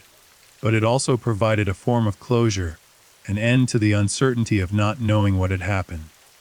The identification of Marie Elizabeth Vaughn brought the total to 3 named victims from the Bear Brook Barrels: Marley's Honeychurch, her daughter Marie, and her daughter Sarah Lynn McWaters. The 4th child, however, remained unidentified. She was the ghost among ghosts, a little girl whose very existence seemed to have been erased from history. Investigators knew her only through her bones, through fragments of DNA, through the terrible fact of her murder. But they didn't know her name, and without a name, they couldn't give her family the closure they deserved. Assuming her family was even aware she was missing, the genetic genealogy work on the 4th victim intensified throughout 2010 and into 2019. Barbara Ray Venner and her team continued to build family trees based on the DNA matches they'd found. The work was painstaking, requiring them to trace lineages back to common ancestors in the 1800s and then forward through multiple generations, following each branch, documenting births and deaths and marriages, looking for a little girl who had been born around 1977 to 1979 and had disappeared shortly thereafter. The challenge was compounded by the fact that many of the genetic matches were distant, 4th cousins, 5th cousins, people who shared only a small percentage of DNA with the victim. Each match represented a thread, but the threads were thin and they stretched across generations and geography. Building a coherent family tree from these fragments required not just genealogical expertise but also intuition, the ability to make educated guesses about which branches to pursue and which to set aside temporarily. As the family trees grew more elaborate, certain patterns began to emerge. The 4th victim's ancestors appeared to have roots in the southwestern United States, particularly in areas of California and Arizona. This geographical pattern was significant because it overlapped with regions where Terry Rasmussen had lived during the 1970s. It suggested the possibility that he'd known the 4th victim's family during his time in the Southwest, before he'd moved to New Hampshire. Investigators theorized about how the 4th child had ended up with Marley's Honeychurch's family. One possibility was that the child's mother had been another woman in Rasmussen's life, someone he'd been involved with before or possibly concurrent with his relationship with Marley's. Perhaps he'd killed this other woman and taken her daughter, later bringing the child to New Hampshire when he began his relationship with Marley's. Another possibility was that the 4th child had been living with her family in the same area where Rasmussen and Marley's were living, and something had happened. Perhaps Rasmussen had killed the child's mother or parents. Perhaps he'd abducted the child. Perhaps the child had been left in Marley's care temporarily and Rasmussen had killed her to eliminate a witness. or simply because she was there. The genetic genealogy work continued methodically. By mid-2019, the team had narrowed the possibilities to a specific family line. They'd traced the fourth victim's ancestry to a couple who had lived in California in the early 20th century. From that couple, they'd identified descendants, following the family tree forward through the generations. One branch of this family tree led to a woman who had lived in California in the 1970s. This woman had a daughter born around 1977 or 1978. The timeline matched, the geography matched. The genetic evidence suggested this might be the right family line. Investigators began trying to locate descendants of this family who could provide DNA for comparison. They searched for living relatives who would share genetic markers with the fourth victim if the genealogical work was correct. They contacted people who appeared in the family tree, explaining what they were investigating, asking for cooperation. Some family members were responsive and provided DNA samples. Others were more hesitant, uncertain about becoming involved in a murder investigation, uncomfortable with the intrusion into their family history. Investigators had to be patient, explaining the importance of the work, the need to identify the victim and bring some measure of justice to a little girl who had been murdered decades earlier.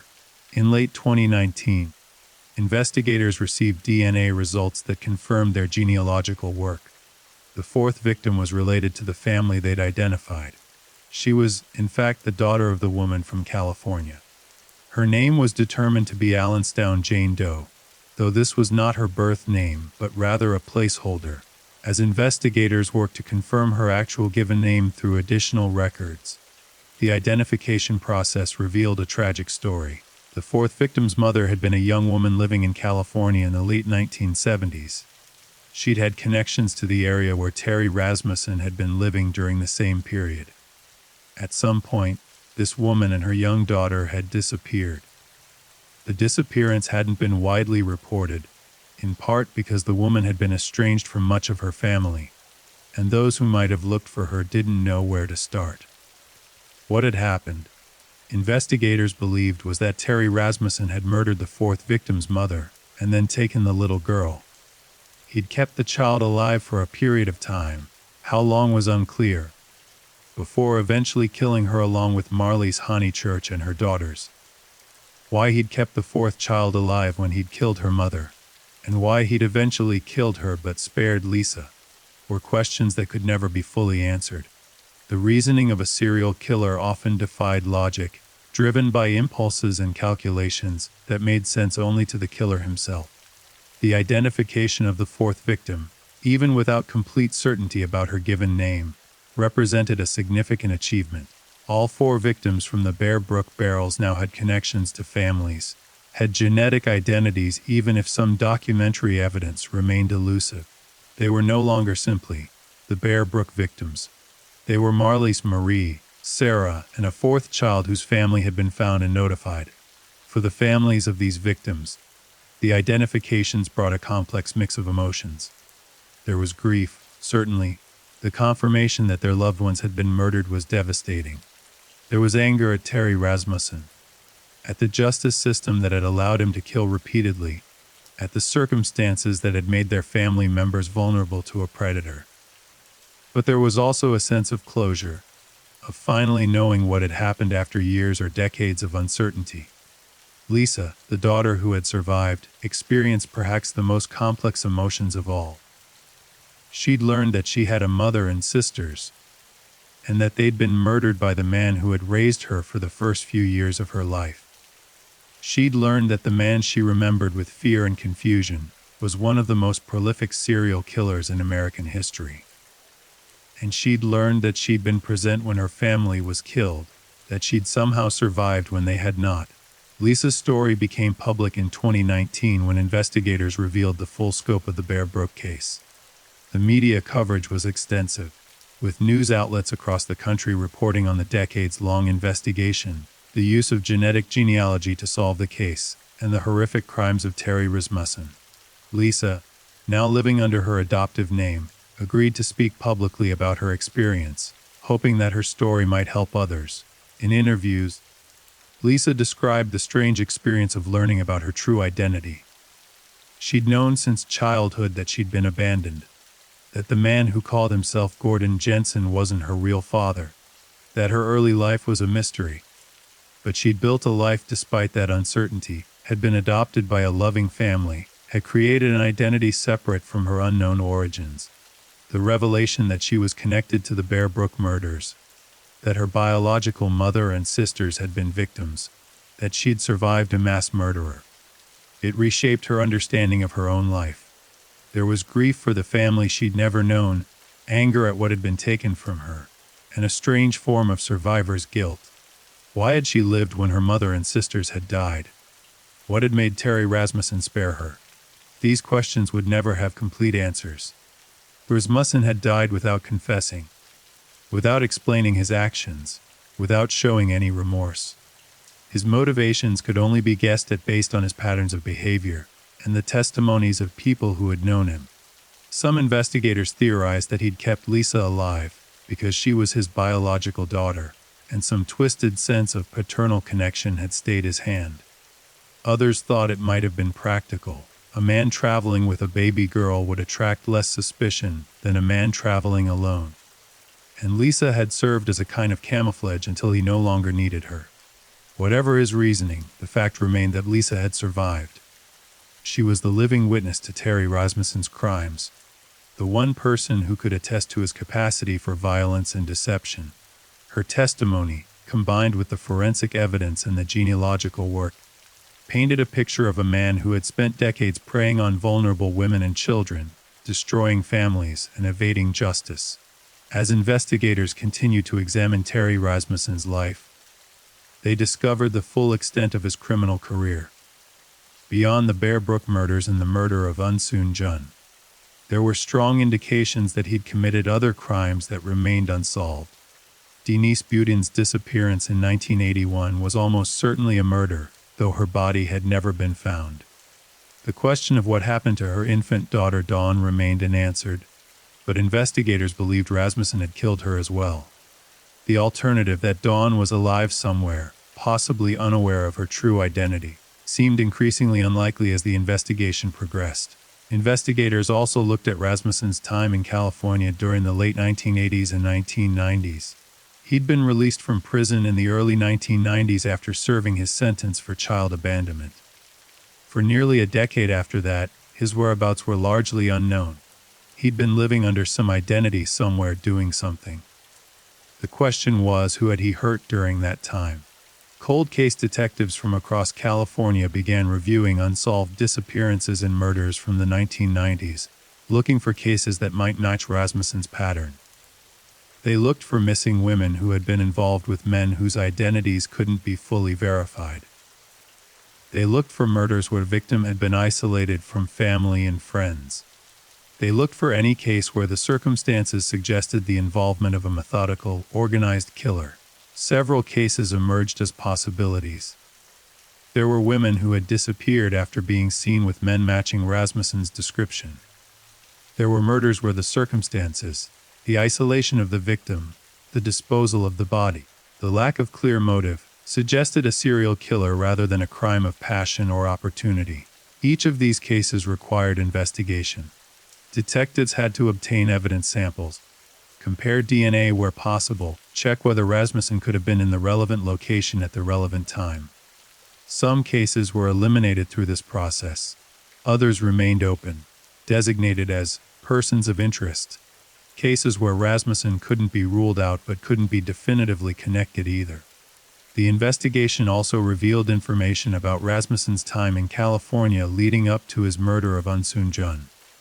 Eunsoon had been a chemist, a professional woman with her own home in Richmond, California. She'd met a man calling himself Larry Vanner sometime in the late 1990s. They'd begun a relationship, and eventually Larry Vanner had moved into her home. The relationship appeared normal to outsiders. Eunsoon and Larry seemed like an ordinary couple. But people who knew Eunsoon noticed changes. She became more withdrawn. She stopped seeing friends as frequently. She seemed stressed, anxious in ways she hadn't been before Larry entered her life. In June 2, Eunsoon Jun disappeared. Her body was found months later, in December 2002, in a freezer in a storage unit rented by Larry Vanner. She'd been killed by blunt force trauma to the head. The murder had been brutal, violent, personal. Larry Vanner was arrested and charged with her murder. During the investigation and trial, he maintained various stories about what had happened. He claimed Unsoon had died accidentally, that he'd panicked and hidden her body. He claimed it had been self-defense, that she'd attacked him. He claimed he couldn't remember what had happened, that he'd been drunk or drugged. None of his stories were consistent with the evidence. The forensic analysis showed that Unsoon had been murdered deliberately, that she'd been struck multiple times, that there was no indication of self-defense or accident. The placement of her body in a freezer in a rented storage showed premeditation and an attempt to conceal the crime. Larry Vanner was convicted of Unsoon Jun's murder in 2003 and sentenced to 15 years to life in prison.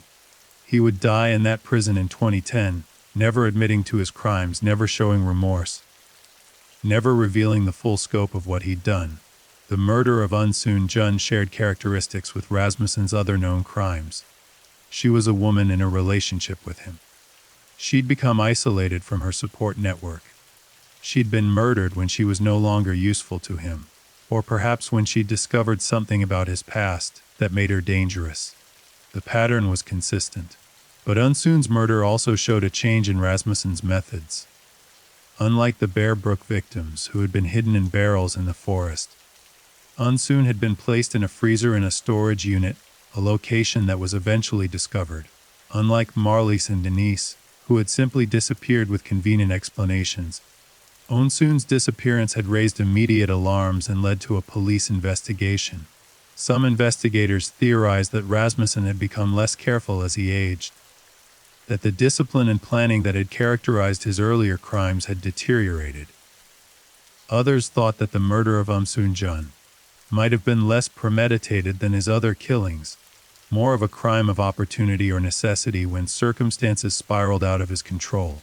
Whatever the explanation, the murder of Unsoon Jun was what eventually led to Rasmussen's identification as the Bear Brook killer.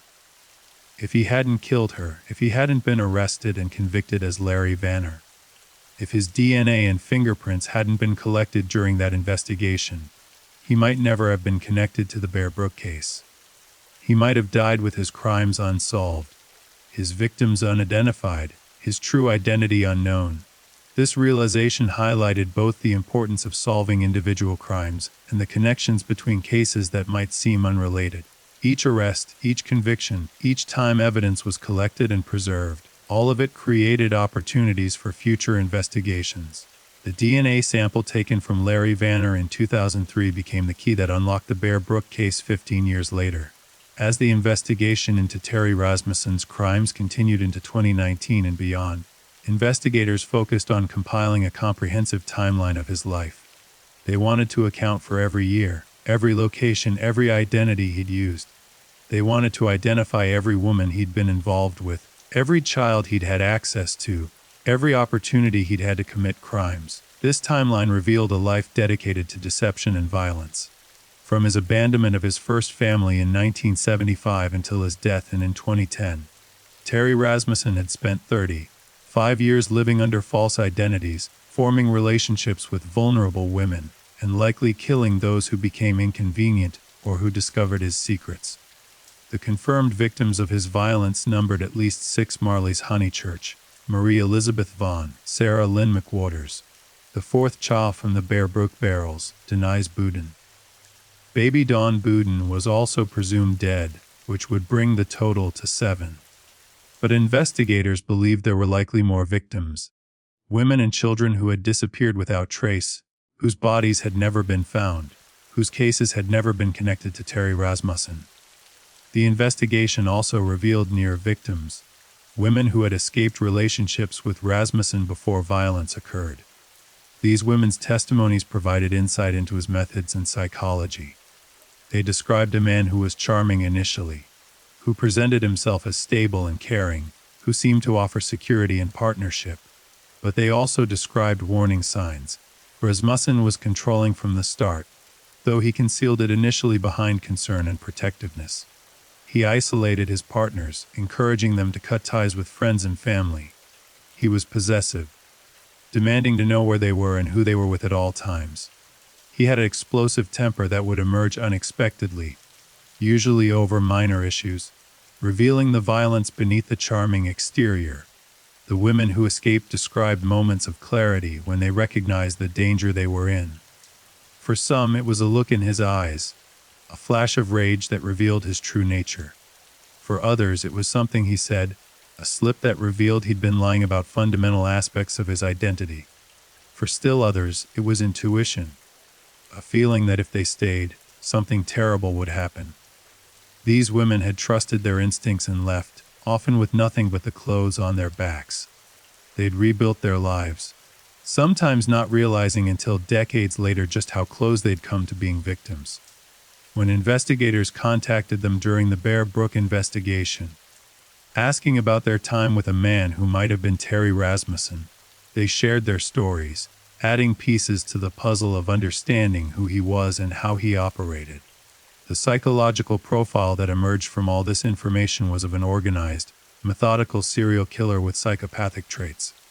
Rasmussen showed no genuine empathy for others.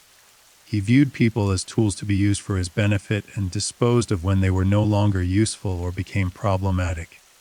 He was skilled at deception, able to lie convincingly and maintain false identities for years at a time.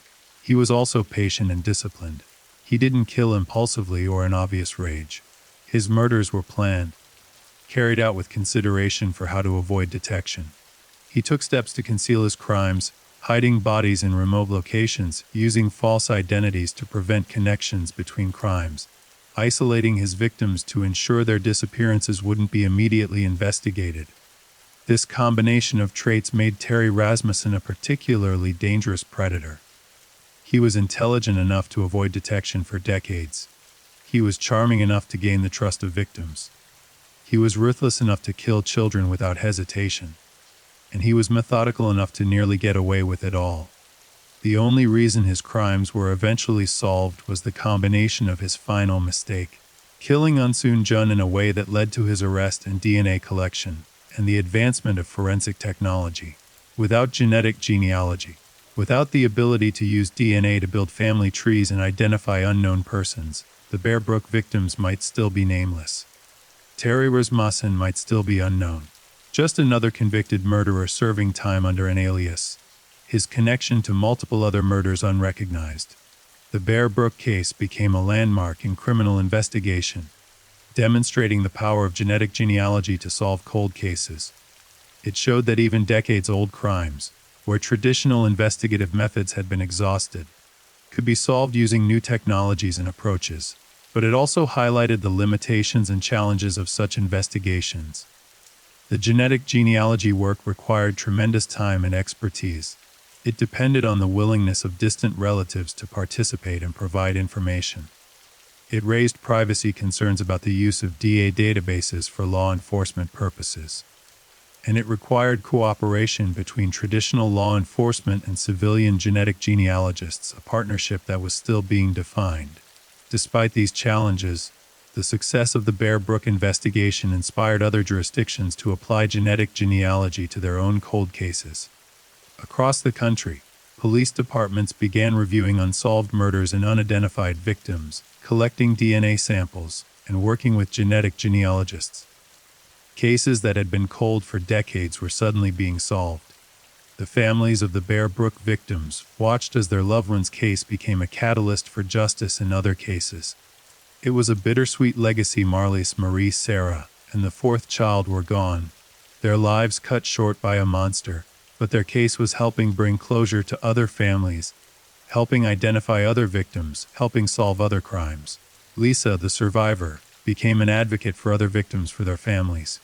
She spoke publicly about the importance of DNA testing, of genetic genealogy, of never giving up on cold cases. She emphasized that every victim deserved to have their name known, their death acknowledged, their killer brought to justice, even if only in the historical record. The Bear Brook State Park, where the barrels had been discovered, became a place of somber remembrance. The forest where Marlise and her daughters had been hidden continued to welcome hikers and nature lovers, but now it also served as a reminder of the darkness that can hide in plain sight, of the victims who wait silently for justice, of the importance of never forgetting. By 2020, the investigation into Terry Rasmussen's crimes had been ongoing for 5 years since his identification as the Bear Brook Killer. Detectives continued to review cold cases, continued to search for additional victims, continued to piece together the full scope of his criminal career. The work was far from over, but significant progress had been made. The 4 Bear Brook victims had been identified. Their families had been notified and had received some measure of closure. Terry Rasmussen's true identity was known, his crimes documented, his methods understood. Other potential victims had been identified, though definitive proof remained elusive in some cases. The investigation had revealed the story of a serial killer who had operated for decades, who had destroyed multiple families, who had hidden his crimes behind false identities and false narratives. It had shown how one man's capacity for violence and deception could leave a trail of devastation across time and geography. But it had also shown the power of persistence, of scientific innovation, of dedicated investigators who refused to let victims remain nameless or their killer remain unknown. The Bear Brook case was a testament to the fact that justice, even delayed by decades, could still be achieved. The identification of Terry Rasmussen as the Bear Brook Killer and the naming of his victims represented a watershed moment in American criminal justice. But it also opened new chapters in numerous other investigations across the country. By 2020 and into 2021, law enforcement agencies from multiple states were reviewing their cold cases through the lens of what was now known about Rasmussen's movements, his methods, and his decades-long pattern of violence. Each unsolved disappearance of a woman or child from the 1970s through the early 2000s became a potential Rasmussen case, especially if the circumstances matched his established pattern. Detectives in Arizona, where Rasmussen had lived with his first wife and children in the early 1970s, began examining unsolved cases from that era. They looked for missing women who had been in the Phoenix area during the time Rasmussen was there. They reviewed unsolved murders where the victim fit the profile of Rasmussen's known targets. Vulnerable women, often with children, often somewhat isolated from family support networks. Several cases emerged as possibilities. There were women who had disappeared in the early to mid-1970s, around the time Rasmussen's marriage was deteriorating and his behavior was becoming increasingly erratic. Some of these women had last been seen in areas where Rasmussen was known to frequent. Others had characteristics that matched his victim profile so precisely that investigators couldn't dismiss the possibility of his involvement. But proving these connections was challenging. Many of these cases lacked physical evidence. Bodies had never been found, or if they had been found, biological samples had been degraded beyond use. Witnesses from 40 or 50 years ago were difficult to locate, and their memories were understandably vague. The passage of time had eroded the evidence trail, leaving investigators with circumstantial connections and possibilities rather than proof. In California, where Rasmussen had spent significant portions of the 1980s and 1990s, the review of cold cases was even more extensive.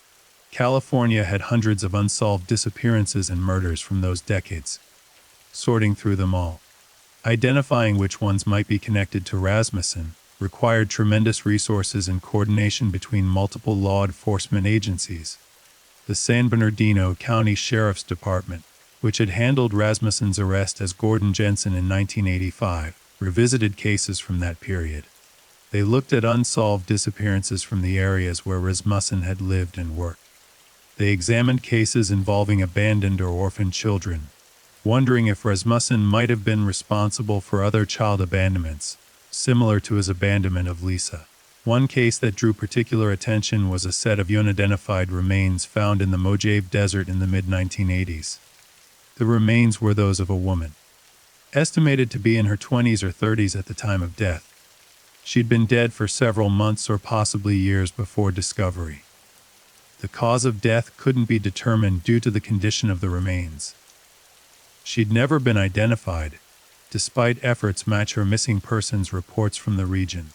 The timeline and location made investigators wonder if this woman might be connected to Rasmussen. He'd been in California during the relevant period. The Mojave Desert, remote and vast, would have been an ideal location for him to dispose of a body. And the victim fit his pattern, a woman who had been dead for years without anyone reporting her missing or identifying her. DNA from the unidentified remains was compared to Rasmussen's DNA to check for familial relationships, in case this was another daughter he'd killed. The results were negative. She wasn't related to him. But investigators also checked the woman's DNA against missing persons databases and against the DNA of women who had been associated with Rasmussen during that time period. As of the investigation's intensive phase, this particular victim remained unidentified, though investigators couldn't definitively rule out a connection to Rasmussen. She represented one of many question marks in the case, one of many potential victims whose stories might never be fully known. In New Hampshire, where the Bear Brook murders had occurred, and where both Denise Boudin and Marlies Honeychurch had disappeared, investigators continued searching for Denise's remains. They believed strongly that Rasmussen had murdered her, but without a body, they couldn't close the case or provide her family with complete closure. The search for Denise focused on areas where Rasmussen had lived or worked in the early 1980s. Investigators used ground-penetrating radar to examine properties he'd been associated with. They interviewed people who had known him during that time, asking about places he'd spent time, areas where he'd seemed comfortable and familiar, locations he'd mentioned or that might have been significant to him. They searched wooded areas near Manchester, New Hampshire, where Denise had last been seen. They examined abandoned buildings and industrial sites. They looked for locations similar to Bear Brook State Park, remote forested, places where a body could be hidden and remain undiscovered for years. Despite these efforts, Denise Boudin's remains eluded discovery. If Rasmussen had hidden her body as carefully as he'd hidden the Bear Brook victims, it might take another random discovery to find her. Or she might never be found. Her final resting place known only to a man who had taken that knowledge to his grave. The question of what happened to baby Dawn remained equally troubling. Investigators had pursued every possible lead, testing the DNA of women who came forward wondering if they might be Dawn, checking adoption records, reviewing cases of abandoned infants from the early 1980s. None of these efforts had produced a match. The most likely explanation, in the view of most investigators, was that Rasmussen had killed Dawn along with her mother. She would have been only 6 months old, completely dependent, unable to care for herself. If Rasmussen had killed Denise, keeping Dawn alive would have created complications. A crying infant would have been difficult to conceal, would have raised questions, would have required care and attention that didn't align with Rasmussen's need to remain unnoticed. But there was another possibility, one that Lisa's survival kept alive.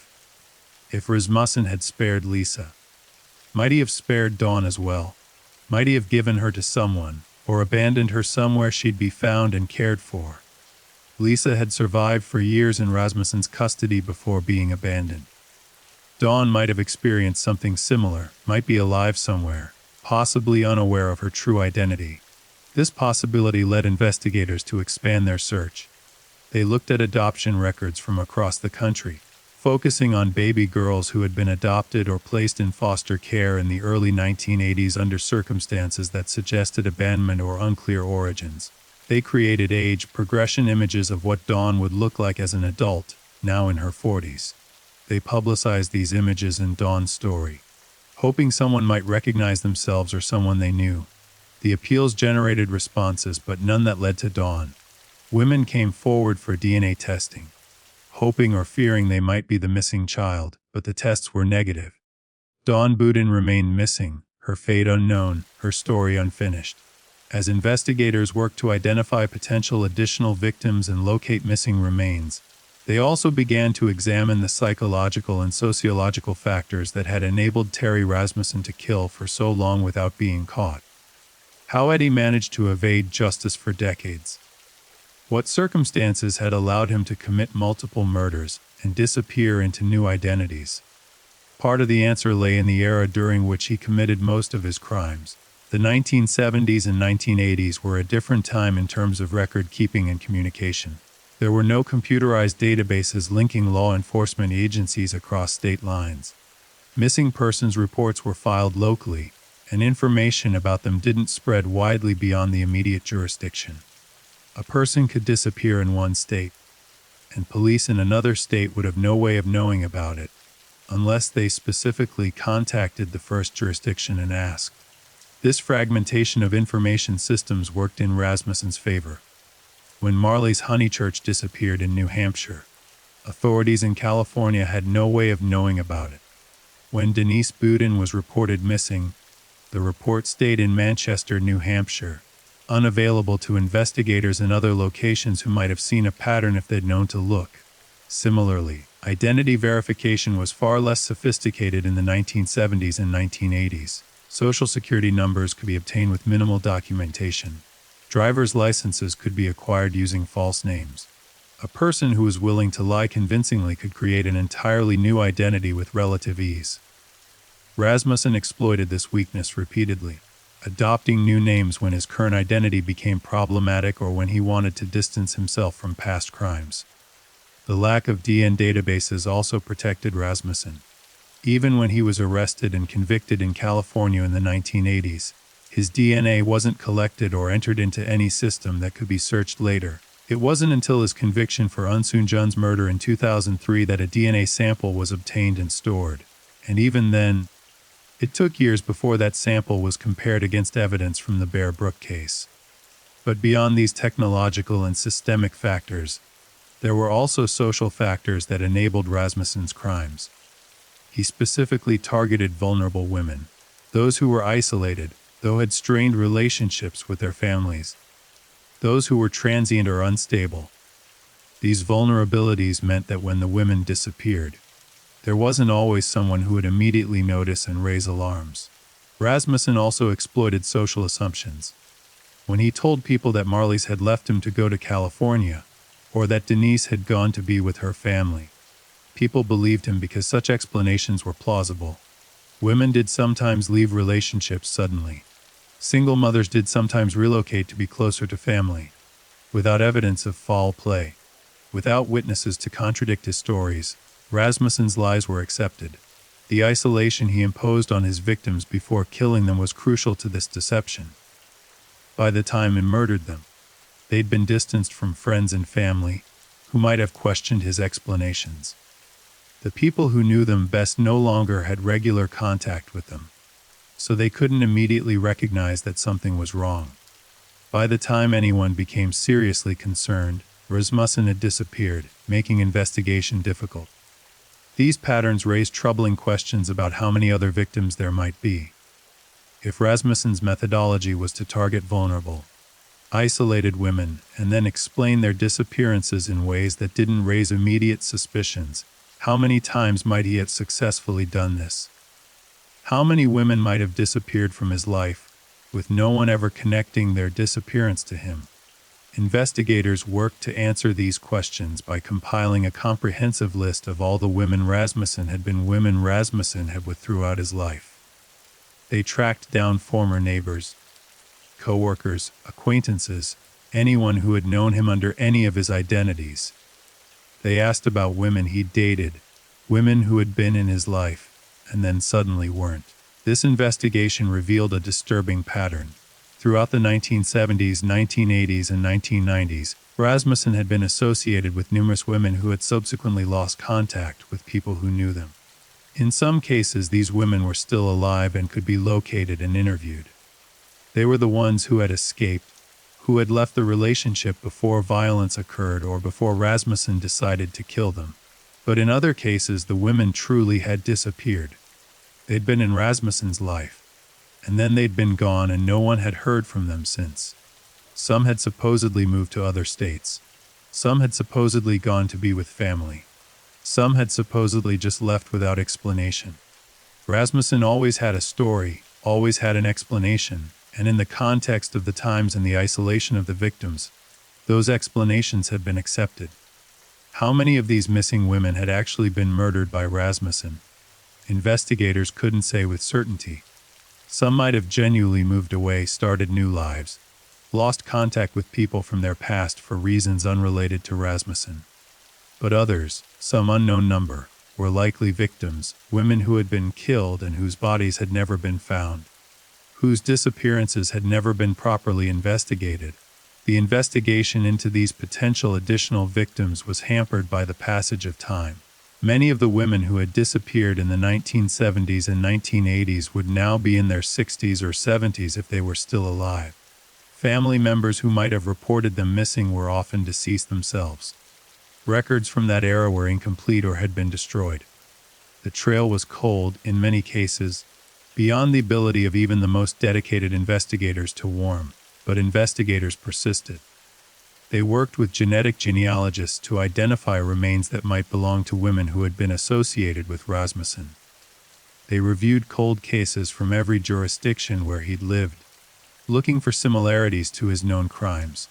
They maintained a database of potential victims, updating it as new information came to light. One case that investigators believed was almost certainly connected to Rasmussen involved a woman who had been living in California in the early 1990s. This woman had been seen with a man matching Rasmussen's description. They'd been living together by accounts, though the man's name varied depending on who was asked, a telltale sign of Rasmussen's use of aliases. The woman had a young daughter from a previous relationship. For a period of time, neighbors or acquaintances saw the woman, the man, and the child living together. Then, suddenly, the woman and child were gone. The man, when asked, said they'd moved to another state to be with the woman's family. He seemed unconcerned about their departure, didn't express sadness or longing to see them again. The woman's family, located years later by investigators, reported that they'd never heard from their daughter after she'd gone to California. They'd assumed she'd wanted to cut ties with them, that she'd started a new life and didn't want contact with her past. It had hurt them, but they'd respected what they believed was her choice. Investigators now believed this woman and her daughter had been murdered by Rasmussen. The timeline matched his known period in California. The circumstances matched his pattern, a vulnerable woman with a child, living with a man using a false identity. Sudden disappearance explained by a convenient story. But without bodies, without physical evidence, the case couldn't be definitively closed. The woman and her daughter remained officially missing, though presumed dead.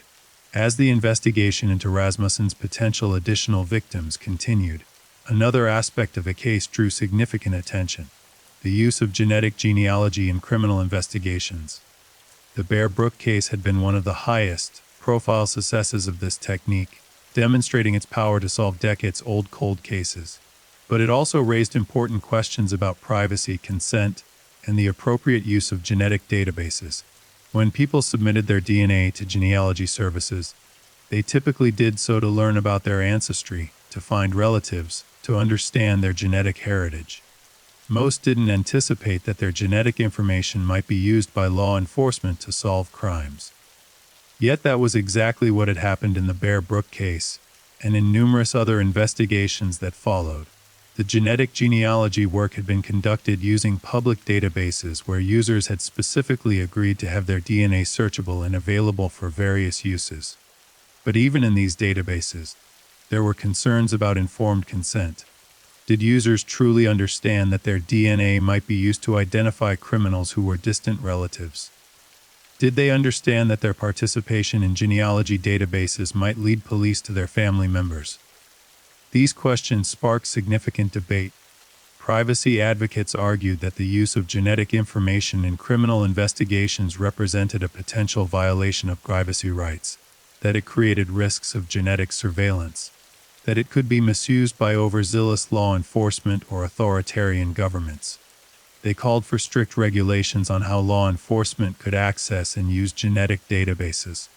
Law enforcement and victim advocates, meanwhile, argued that genetic genealogy was a powerful tool for justice, that it could solve cases that had been unsolvable through traditional methods, that it gave names to unidentified victims and closure to grieving families.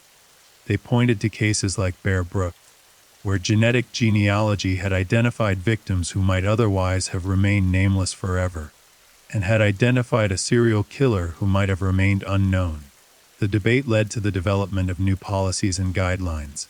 Some genealogy databases chose to prohibit law enforcement use of their data. Others allowed it but required specific user consent. Law enforcement agencies developed protocols for when and how genetic genealogy could be used, typically requiring that traditional investigative methods be exhausted before genetic genealogy was employed. In the Bear Brook case, the use of genetic genealogy had been conducted ethically and with appropriate oversight. The technique had been used only after decades of traditional investigation had failed to identify the victims or the killer. The databases used were ones where users had agreed to share their information. The genetic genealogists involved had followed established best practices, but the case still served as a cautionary tale about the need for clear guidelines and regulations. As genetic databases grew larger and more comprehensive, as technology advanced to allow even more sophisticated analysis, the potential for both benefit and harm increased. Finding the right balance between solving crimes and protecting privacy would be an ongoing challenge. For the families of Bear Brook victims, these debates were somewhat abstract. What mattered to them was that genetic genealogy had given them answers. Marley's Honeychurch's family finally knew what had happened to her and her daughters. They'd been able to hold memorial services, to properly grieve, to have some measure of closure after years of painful uncertainty. Lisa, the survivor, spoke publicly about her gratitude for the genetic genealogy work that had revealed her true identity. She'd spent her entire life not knowing who she was, where she came from, what had happened to her biological family. The answers had been painful. Learning that her mother and sisters had been murdered was devastating. But they were better than the endless uncertainty of not knowing. The identification of the fourth victim, though less complete in terms of documentary evidence, had similarly provided some closure to her family. They'd known a little girl had gone missing decades earlier, had wondered about her fate, had lived with the pain of not knowing. Now they knew. The knowledge was terrible, but it was knowledge nonetheless, and it allowed them to properly mourn. As 2021 progressed, the active investigation into Terry Rasmussen's crimes began to wind down, though it would never be entirely closed. Investigators had identified his confirmed victims. They'd documented his movements and his crimes to the extent possible. They'd provided answers to questions that had haunted families and law enforcement agencies for decades. But there were still unsolved mysteries. Denise Boudin's body had not been found. Baby Dawn's fate remained unknown. The full number of Rasmussen's victims would likely never be known with certainty. There were women and possibly children who had disappeared during the decades when Rasmussen was active, who might have been his victims, whose cases would remain in the category of possible but unproven. The Bear Brook murders had been solved, but the investigation's legacy extended far beyond those 4 victims. The case had revolutionized cold case investigation, demonstrating the power of genetic genealogy and inspiring law enforcement agencies across the country to revisit unsolved cases with new tools and new hope. It had also revealed the vulnerability of certain populations to predators like Terry Rasmussen. Women who were isolated, who lacked strong family connections, who were economically vulnerable or socially marginalized. These women were at higher risk of victimization, because their disappearances were less likely to be noticed and investigated. The case highlighted the need for better social safety nets, for better missing persons protocols, for systems that didn't allow vulnerable people to disappear without someone caring enough to look for them. The case had shown that serial killers could operate for decades, moving between jurisdictions using false identities, exploiting gaps in communication and record keeping to evade detection. It had demonstrated the importance of information sharing between law enforcement agencies, of computerized databases that crossed state lines, of systems that could connect seemingly unrelated cases to reveal patterns. And it had proven that cold cases were never truly hopeless. Even after 30 years, even after the killer had died, justice of a kind could still be achieved. Victims could still be identified. Families could still receive answers. The truth could still emerge from decades of darkness and silence. The lessons of the Bear Brook case would inform criminal investigations for years to come. The techniques pioneered in solving would be applied to hundreds of other cold cases. The genetic genealogists who had worked to identify the victims and the killer would go on to work on other cases, helping to give names to other unidentified victims and identify other unknown perpetrators. For the town of Allenstown, New Hampshire, the resolution of the Bear Brook murders brought a mix of emotions. There was relief that the case had been solved, that the victims had been identified, that their killer was known. There was sadness for the lives that had been lost, for the families that had been destroyed, for the years of pain and uncertainty. Bear Brook State Park remained a popular destination for hikers and nature lovers, but it would forever be associated with the murders. The forest that had concealed the barrels for so many years now stood as a memorial to the victims, a reminder of tragedy and of the persistence of those who had worked to solve it. In the years following the case's resolution, small memorials appeared in the park. People left flowers, notes, small tributes to Marlise, Marie, Sarah, and the fourth child. These memorials acknowledged the victims' humanity, their individuality, the fact that they had been real people with real lives before Terry Rasmussen had taken everything from them. Lisa visited the park once, after learning the full story of what had happened to her family. She stood in the forest where her mother and sisters had been hidden for so many years. She wept for them, for the family she'd never known, for the life they might have had together if not for the violence of one man. But she also felt a sense of connection, of finally understanding where she came from and what had happened to the family she'd been too young to remember. The visit was painful, but it was also necessary, a part of her journey toward accepting and integrating the truth of her origins into her sense of self. The Bear Brook murders stand as a testament to the depths of human cruelty and the persistence of justice. Terry Rasmussen's crimes spanned decades, crossing state lines, destroying families, leaving a trail of devastation that continued to ripple outward long after his death. He was a monster who hid behind ordinary fuckheads, who exploited the vulnerabilities of women and children, who murdered without remorse and disappeared into new identities with practiced ease. The investigation that finally brought his crimes to light represented the best of what law enforcement could achieve when dedication met innovation. Detectives who refused to give up on cold cases, forensic scientists who pushed the boundaries of what was possible, genetic genealogists who pioneered new techniques, all of them working together across years and jurisdictions to give names to the nameless and justice to the forgotten.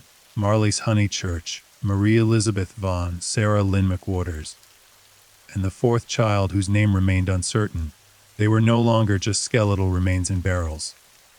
They were people, individuals with families who mourned them, with lives that had been stolen far too soon.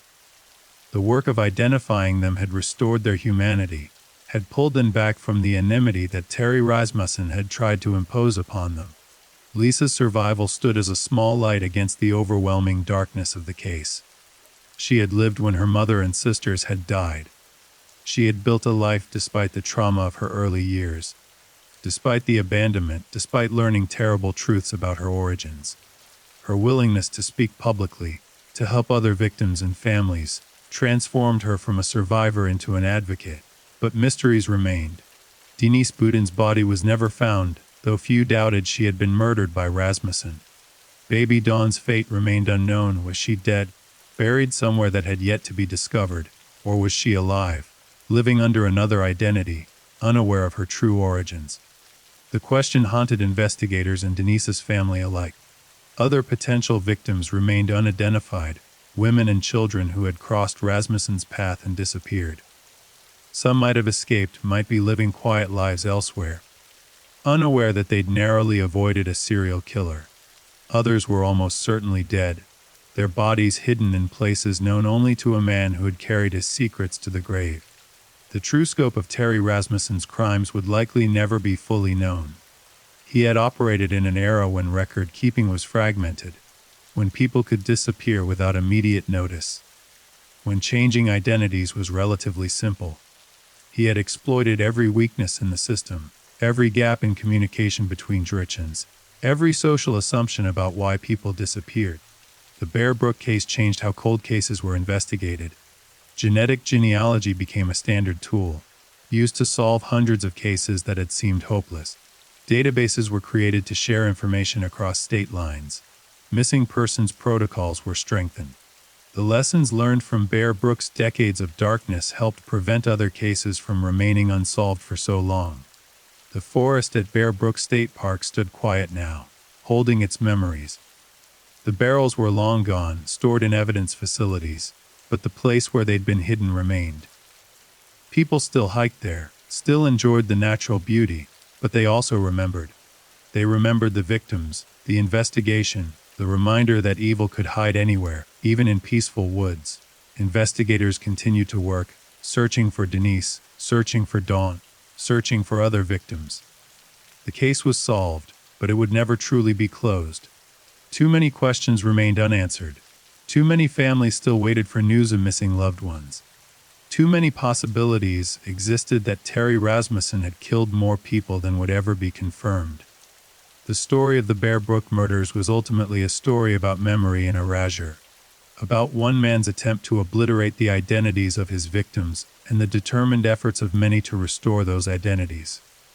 Terry Rasmussen had tried to make people disappear without a trace, to reduce them to nothing more than anonymous remains in metal drums. He had failed. Marlise Marie Sarah and the fourth child were remembered. Their names were known. Their stories were told. Denise Boudin was remembered, her disappearance acknowledged even if her remains eluded discovery. Lisa remembered her lost family, carried their memory forward, ensured they would not be forgotten. In the end, that was the victory, not just solving the case, but restoring humanity to the victims, giving them back the identities that had been stolen from them. The Bear Brook murders would be remembered not just as a tale of horror, but as a story of persistence, of justice delayed but not denied, of the refusal to let victims remain nameless in the darkness. Thank you for listening. If you enjoyed this case, leave a comment and subscribe. Good night and stay safe.